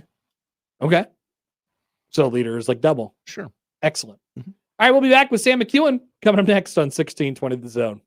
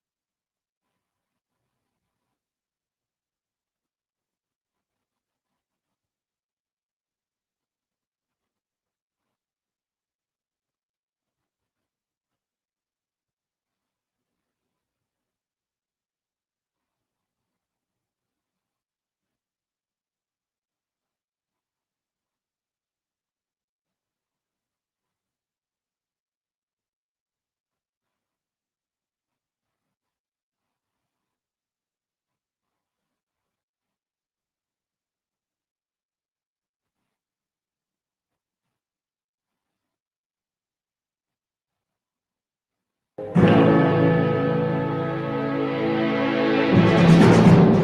McEwen is the newsman. Sam McEwen, Omaha World Herald. On the Connor Happer Show on 1620 The Zone. And we're joined now on the Prairie Flower Casino Zone Hotline by our good friend Sam McEwen from the Omaha World Herald. Sam, good morning. How's it going? Or good afternoon, I suppose. How's it going? Oh, it's pretty good. Yeah, it is afternoon, and we're back to covering football after a nice bye week. Are you surprised at the direction that Matt Rule took the questions about the time of his game and how quick of a week they're going to have? Well, not really. I was Me more neither. of a he's just saying what he needs to say. He obviously isn't thrilled about it. But what are you gonna do? You know, I mean there's nothing they can do. And like he said, certain teams put in tolerances. By the way, they put those tolerances in 8 years ago. I know. And apparently they still stand. Now, you know, again, if you win the game, you did get more exposure. That's probably not a bad thing. And they need to, you know, they probably need to rethink things a little bit. You know, like that's part of what's interesting about the Big Ten is it's, you know, share and share alike, except for things like this. What's interesting is that Ohio State wants night games, and I don't think they got one, right? No, So Ohio State they had Big much Noon would've this wanted, week. Yeah, they would have wanted that. They would have wanted a night game. They like them. Penn State probably doesn't want that to be a night game, but it is. They'll probably have a smaller crowd as a result. So, like, I'm not sure the teams got what they want, but the way that the picking order is set up, this is how it breaks down. And I don't know. I don't think anybody's really happy about it. How in the hell did Iowa and USC end up on BTN last week? I don't know. I mean, how did that happen? What protection would BTN have? I think like once a year they can go grab a game, and apparently that's the game they grab. Well, like BTN, everybody's got to play on BTN twice, I guess. I guess that's the rule. Yeah, it's the whole thing's kind of strange to me. It really is. They got to try to rethink it. The ratings aren't great. The scheduling model is not great. They have to try to rethink the scheduling model. You know, Penn State doesn't have any crossover opponents. Iowa has 3 every year. I don't know. I feel like they've tried very hard to accommodate a lot of old school, old world Big Ten things that don't really apply anymore. And they're kind of stuck between this giant modern conference and like old school realities that people still want to live on, and can't have both. But anyway, night game for Nebraska. They'll go out there and play football, and they'll come back and they'll have a quick turnaround to face Iowa. And a lot of people will be watching that game too. No doubt. Were you surprised? Okay, so part 2 of were you surprised? Were you surprised to see Nebraska as a big of an underdog as they ended up being to start with, about 10.5 points going into Saturday? Yeah, the size of it, I was surprised. I was not surprised they were an underdog. Yeah, I think that seems high to me.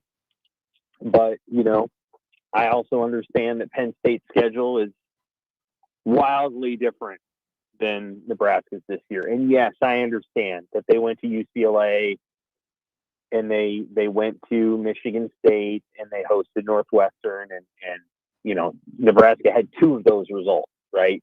So they you know, hosted Northwestern and went to UCLA.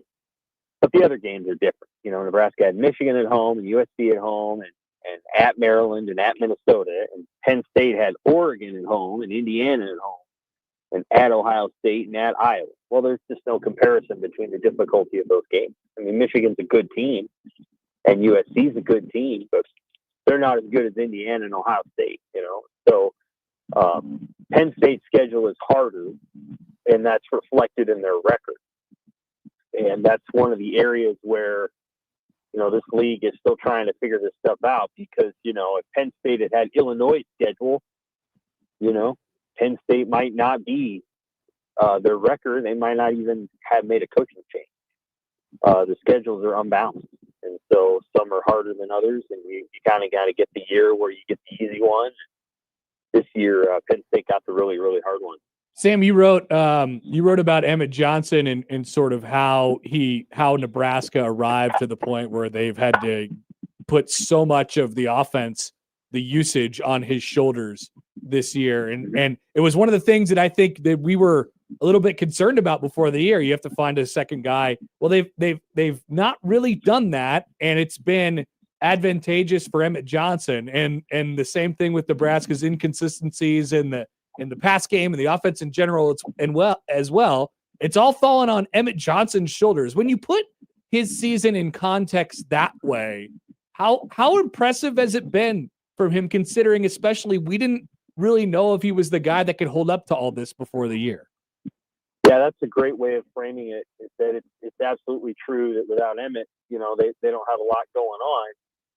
Whereas, in some of those Rex Burkhead and Amir Abdullah years, you had Taylor Martinez running, and you had some pretty good receivers, that were playing too. And so that's a really good point. I mean, Emmett's had to do a lot of it on his own. He's made some incredible runs this year.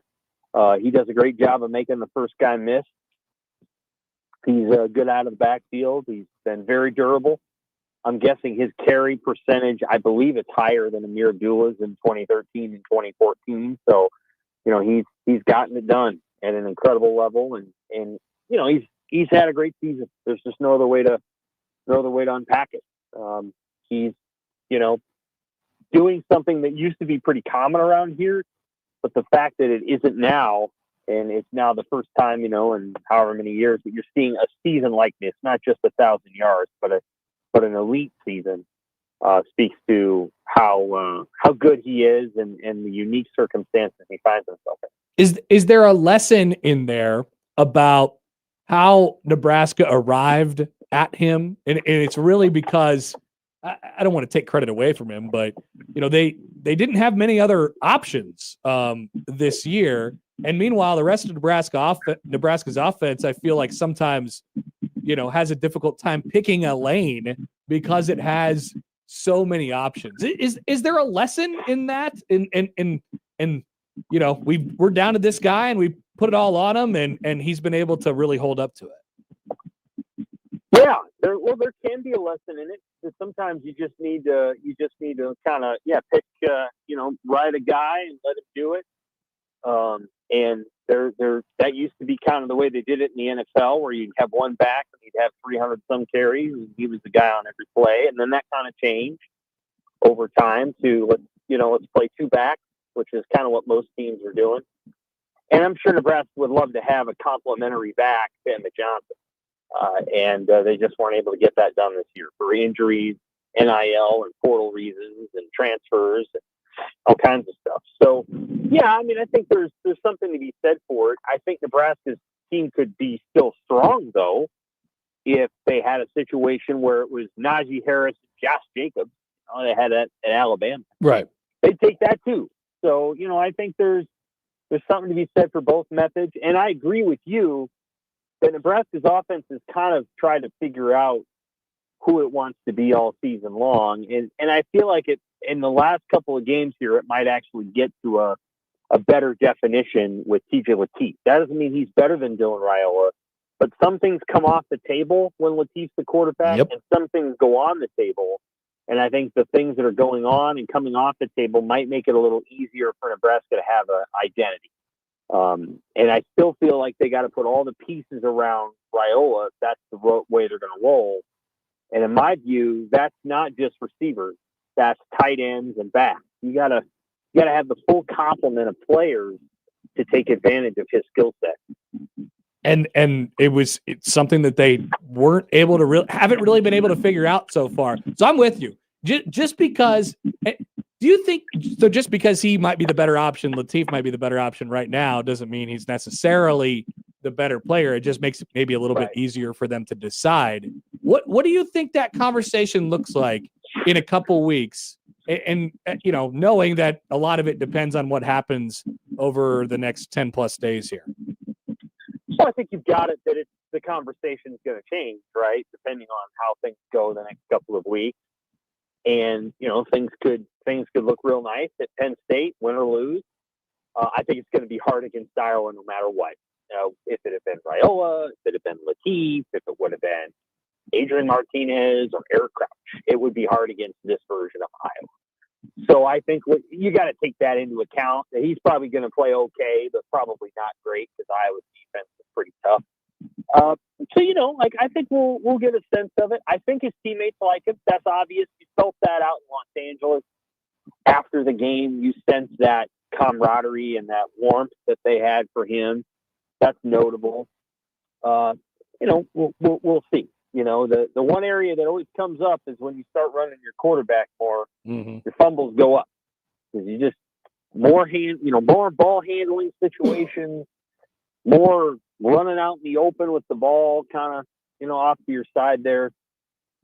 So that's something to watch too. Is that you start turning the ball over a little more, you get more yards, you get more rush yards, but you also have that occasional fumble because your quarterback's not a natural ball carrier the way that Emmett Johnson. Yep, a lot to suss out over the next couple of days here and couple of weeks with TJ Lateef. All right, Sam, we'll let you go. Appreciate it as always. Thanks for dropping by. We'll talk to you soon. All right, take care. Sam McEwen from the Omaha World Herald. Doug in Idaho writes in. Hi, Doug. What comes off the table? Looks like he can throw any pass DR does. I don't think we've seen that yet. I think in that UCLA game, they put him in positions where he could make.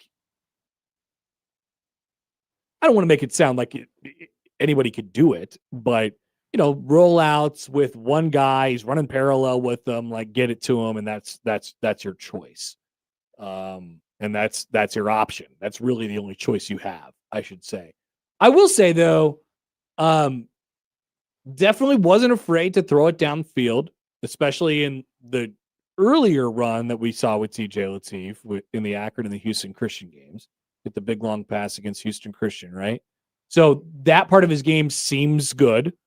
Dylan should do that more, and he absolutely should. he absolutely should. I agree. So there's, last week we talked about this quite a lot. Like, I think there's a lot of it that's on the design and the offense and what you do and what you don't do, like the apparatus that Dylan has to work with. But a lot of it's on Dylan too. Like, he needs to be quicker with his decision making, and he needs to be gutsier with his decision making. Look at what Jaden Mayava did on Saturday against Iowa. Like, it wasn't going right. They're all discombobulated, and they're down 21-10 at the break, and Iowa's like, got them right where we want them. It's perfect. Like, they're not falling into they have fallen into the trap. And what did Mayava do to respond to that? It wasn't like, oh, we're just going to run the football. It was throwing the ball when the guy doesn't look open. I'm going to throw it to my receivers. Come hell or high water. If you go make a play on it, great. But you have to go make that play. A lot of what Iowa does is in the vein of, we are going to wait until you screw it up. Go ahead. Yep. We're not going to win. We're not going to take this game from you. You are going to mess it up yourself. And when you are conservative, you are falling right into that trap. And there's a lot of ways that being conservative in a football game shows up. It's not just clock management. It's not just, it's not just running the football. Like, it's not just that stuff. It is being afraid to take risks. If you are risk averse, it ain't going to happen. You have to be assertive and aggressive. And of course you have to execute to beat Iowa. And Mekhi Lemon, making plays against Iowa's defensive backs, and then Mayava just throwing it. That's what Dylan does not do well. He doesn't do it very well. And I don't know if TJ has that in his bag yet. He certainly doesn't look afraid. I mean, I'll give him that, but I just don't think we can know that yet. So this will be a really good, these next two, especially Iowa, they're going to be really good case tests for TJ Lateef to see if he wants to go do that, right? Because there's guys that just, it doesn't look like they're open, but you have to throw it. And you got to go ask your receivers to make plays. And that's what USC did different in the second half. And that's why they beat Iowa.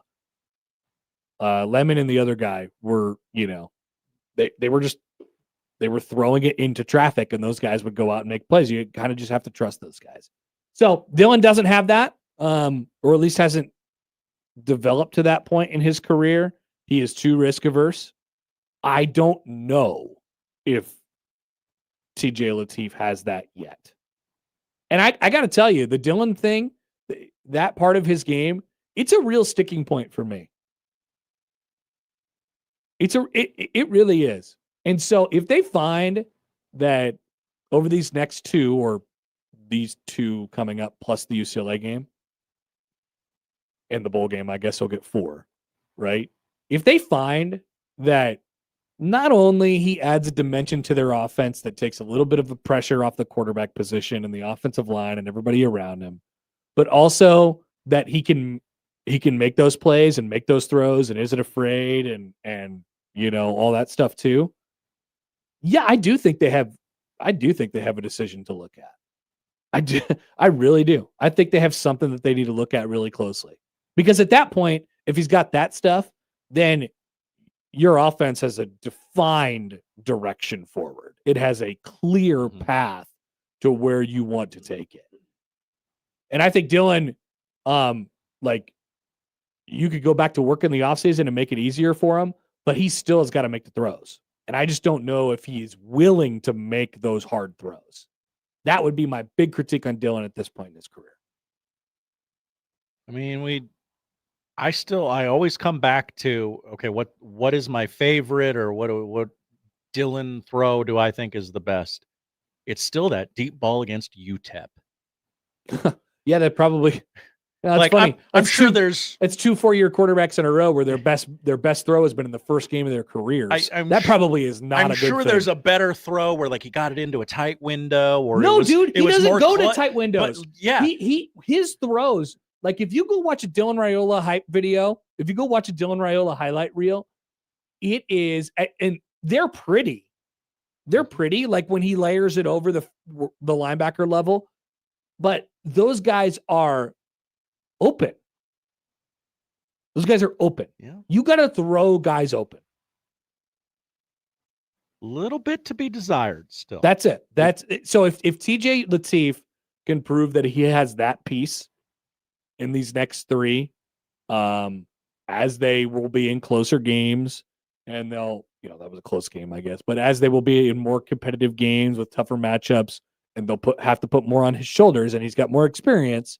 If he's got that and doesn't blink, you got a real conversation, I believe. He's, like you said, he's going to have to take some chances over the last 2 games of the season, and most likely the bowl game, especially if it's good on good. Everybody's playing in the game like they're supposed to in the bowl game. Here is a couple comments from Hot Danger. Hot Danger. First of all, Lemon and the other guy was the original name of the 7-Up that de-emphasized the lime. Now that is a great comment. Good one. Thank you. Also, Hot Danger football comment. No one who is in a position to make that change will take your opinion into consideration, Connor. No, nor should they. But that is just the way I see it at this moment. And I think they should see that too. Now, will anybody in charge who is capable of affecting the outcome of what happens, aka the decision, are they thinking about it as if it's a decision? Or are they just saying, Dylan's our starter, like decision made, boom, done? I do not believe it should be that easy. I really don't. I think you have to evaluate it. You have to look at it. Edley says, Connor, I am willing to take your opinion into consideration. Thank you. Thank you. I have an opinion. I am willing to take your opinion seriously. It's appreciated. All right, we'll return. One reminder before we do take a break, though. Stuff the Truck is coming up. This is your save the date. These guys on 1620 The Zone, they won't stop sending me save the dates to Stuff the Truck. Well, here it is again. December 5th and 6th. That is a Friday and a Saturday at Westwood Plaza, 123rd and West Center. Friday from 3 to 6, Saturday from 11 to 4. Please join us along with Woodhouse Chevy, Molina Healthcare Nebraska, and Westwood Plaza. That is Stuff the Truck this year, where we'll take your new, unused, unwrapped toys for Toys for Tots. Back after this on 1620 The Zone.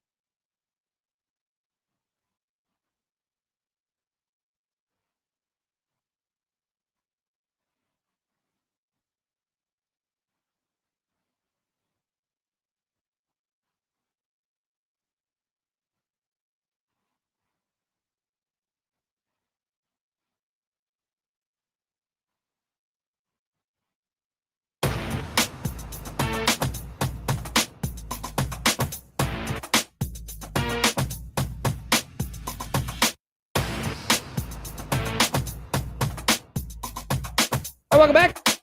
Connor Happer, Josh Hodson with you on a Monday. The Connor Happer Show on 1620 The Zone. Couple comments here from YouTube. Black Cat says, I'll consider your opinion. I'll consider your opinion. And Stibbs says, Connor's opinion matters a lot to me personally. Wow. Well, I'm glad that it matters to somebody. So many people enjoy your opinion. You guys have given me the keys to continue to spew opinions to the masses. Text from the 402. Hi, 402. TJ has already shown he could throw deep into tight coverage. He threw an accurate deep ball against USC. He did. It was, I think they were going for like a back shoulder kind of thing and just didn't have the timing right. He says, our texter says, granted, not a completion. He threw it where he needed to be. Dylan would have never attempted that pass. Don't act like Dylan's never done it before. I mean, he's done a couple back shoulder throws before.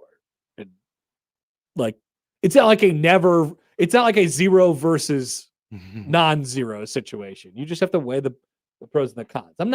I am not, for the record, I see people doing this. I am not building a case against Dylan. I think you're in a very, I just would say that you're in a very open situation right now.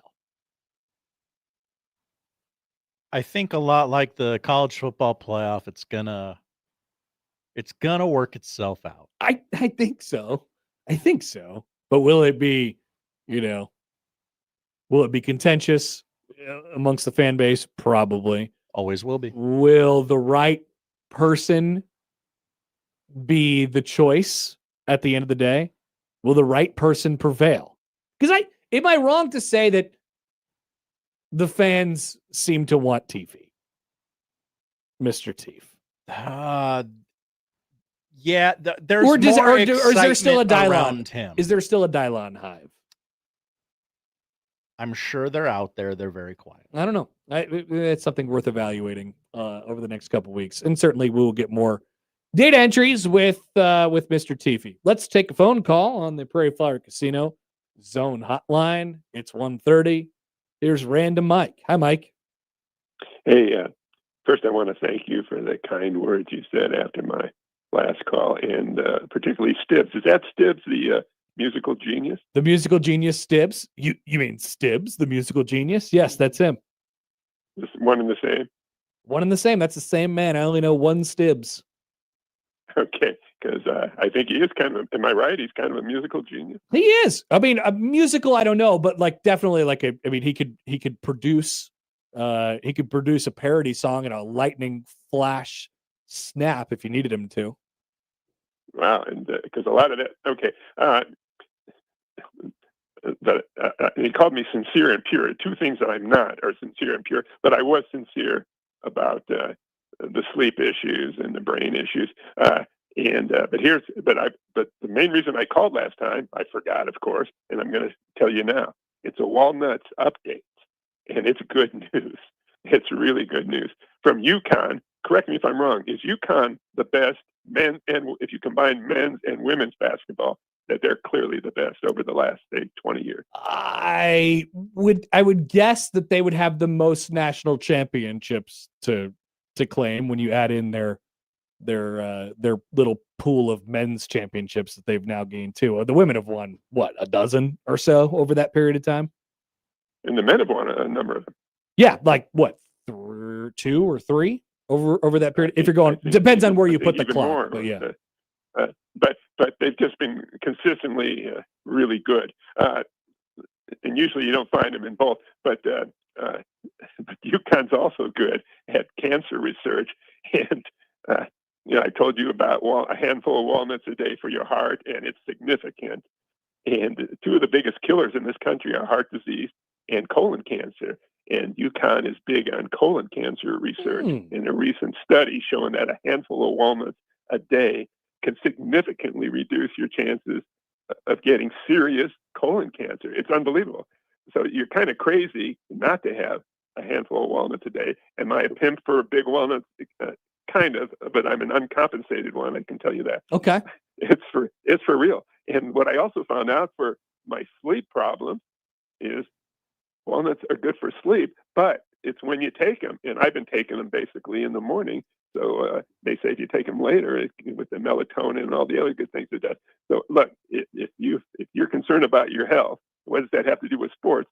Well, they found out during the World Cup when it was in LA that there were a lot of heart attacks from over-exuberant fans that were getting very upset during the World Cup because these soccer fans, are kind of crazy. Well, so are Husker fans.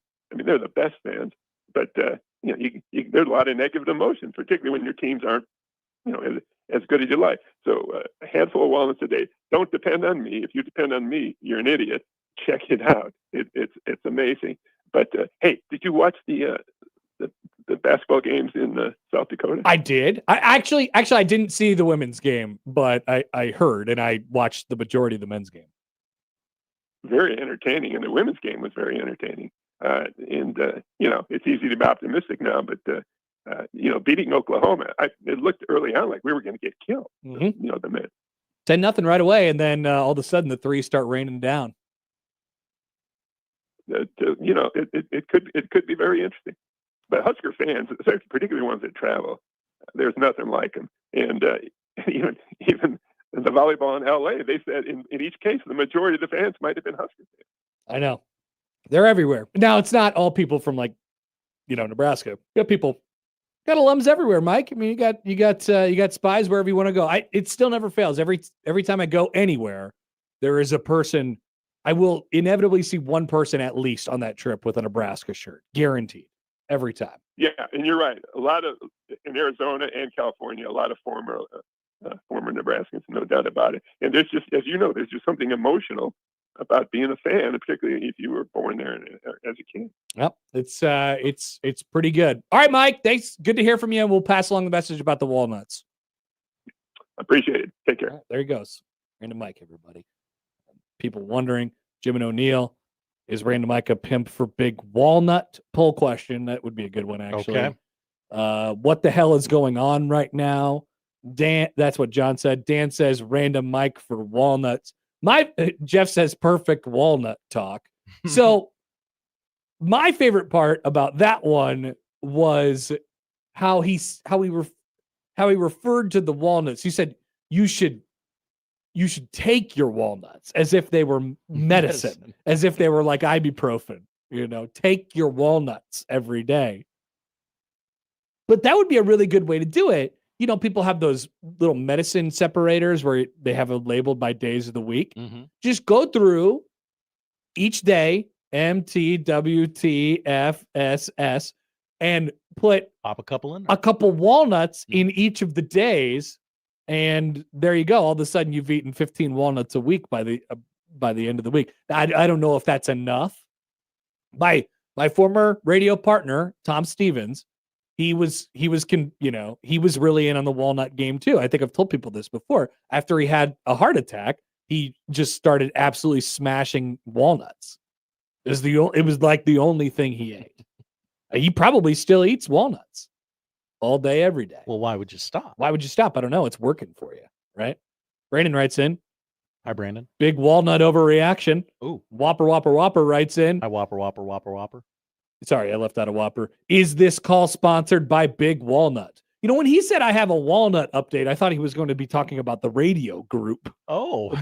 And I was like, this is potentially inappropriate. I remember right where he was going to leave off with, we called in, gosh, I bet it was a couple of years ago now. There you go. Text from the 402. I have an idea for a new segment. You could call it Health Minute with Random Mike, sponsored by the Walnut Growers of America. These ideas are out there. They are. Blackhead says Random Mike is an immersive experience. That's a good way to describe it. There's a lot going on. By the way, you really got to let him take you. Like, you got to be willing to let him take you. Random Mike for a reason, right? UConn men's basketball, 5 national championships since 2004. UConn women's basketball in that same period of time. 8, 6? 1, 2, 3, 4, 5, 6, 7, 8. Yeah. So, that 4 men's program with Dan Hurley, hold them down over there. By the way, I heard from somebody recently who wrote, who's in the process of reading Dan Hurley's book. What? Why did you just say that? Book. Why did you just say book? I'm not really sure. I'm going to be completely honest. Did you just try to finish my sentence, but I got the word book out before you? I think so. Anyway, I'm told Creighton got some shout outs in there. Hello. Yeah. He told the story about the 2 rings, Baldy and the Hurley tunnel, and he told all the things about how the things that people have said to him over the years, and he was still a little triggered about getting dollar beer nighted.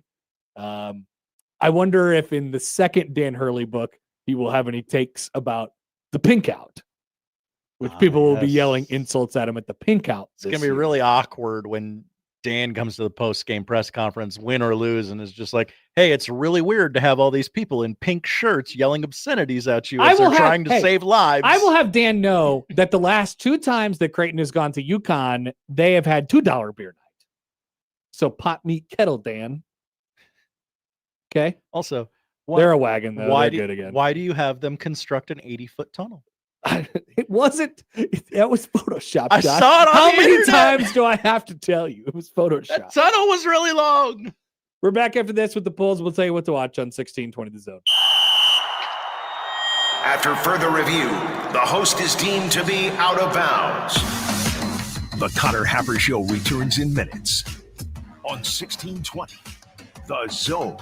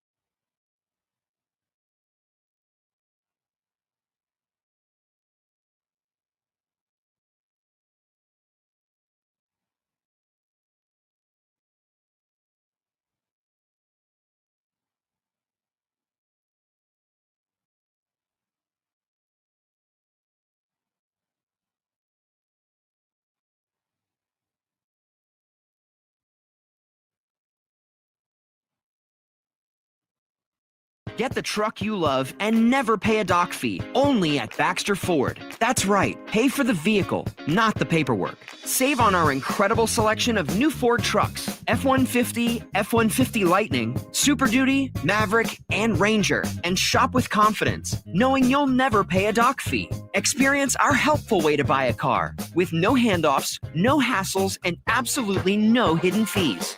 Shop now at BaxterFord.com.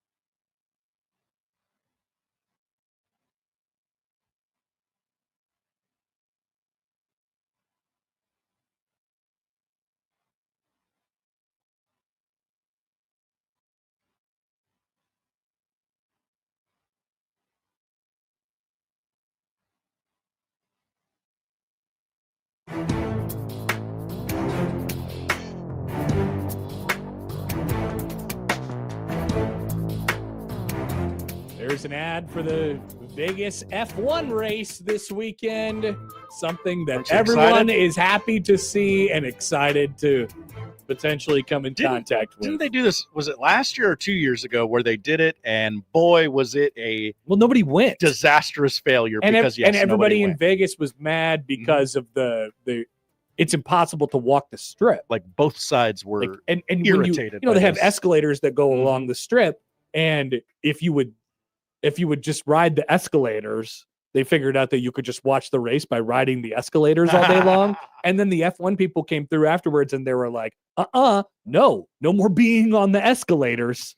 And how do I not be on the escalator? Yeah, it's bad. I'm not excited for even to graze the F1 race when I get there on Sunday morning.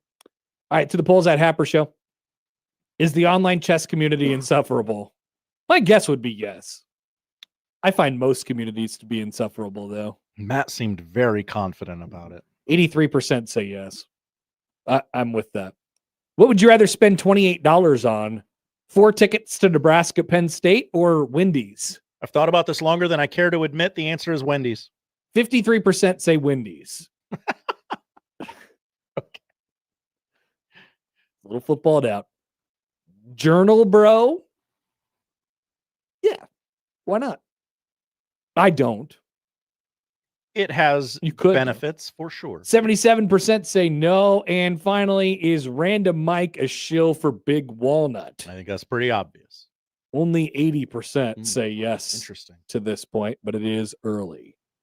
Those are the polls. Josh, what are we watching tonight? We are watching Monday Night Football because our TV channels are back where they're supposed to be. Oh, yeah, we forgot about that. Thank you, YouTube TV. Thank you. Cowboys, Disney. Raiders. Wow, just in time to watch Cowboys, Raiders. Great. Mickey Mouse. 7 o'clock on ESPN and ABC. There is a Manning cast this week. Your guests include President George W. Bush. Oh. Yeah. Derek Carr and Guy Fieri. Okay. Weird combination of humans. Derek Carr, they'll probably talk about the Carr podcast. That's right. Do you think Tom Brady cloned himself? Okay, so there's some stuff in there. NBA, Bucks, Cavs, 6 o'clock on Peacock, or the new NBC Sports Network if you have YouTube TV. No one else has this yet. It premiered today. YouTube TV's plan is to begin having channels dedicated to some of those games that are on apps. And this was kind of the settlement they reached with ESPN. What do you mean, games that are on apps? What's the most annoying part about a game being on Peacock is you got to back out of your YouTube TV app and get into the Peacock app. So they're YouTube TV wants to integrate all those apps into YouTube TV. And this was the kind of the settlement they reached with ESPN was like, okay, give us that shiny new app of yours and we'll put it on YouTube TV, and then people will actually watch it. Wow. Wow. It's almost like cable is back. It sure seems that way. College basketball, Rice at number 20, Tennessee, 7:30 on SEC Network. Oregon State at Oregon in a rivalry game that we don't call that anymore. That's 9 o'clock. That's different. On FS1. WWE Raw is on Netflix tonight, as it is each and every Monday. Tonight it is at Madison Square Garden, and they will celebrate the legacy of John Cena as he makes his final appearance on the Monday Night Staple. He's done? He is done. He's retiring? In a couple weeks, he's going to say goodbye forever and be an actor. And finally, we'll miss him. This will be on your television tonight, Connor, 8:15 for some reason on Bravo. It's BravoCon with Andy Cohen. Oh, yeah. My wife really wanted to go. She just figured out that it was in Vegas. And she was like, maybe one day we could go to Vegas together. And I could go to BravoCon and you could do whatever it is you do there. And I said, sure, that sounds awesome. You could come. And they are going to celebrate the 20-year anniversary of the Real Housewives franchise tonight. Wow. What could go wrong? Wow. Josh, thank you. Thank you, Connor. That's it for us today. If you missed anything, 1620thezone.com is where you can find all of it. The crossover's coming up next.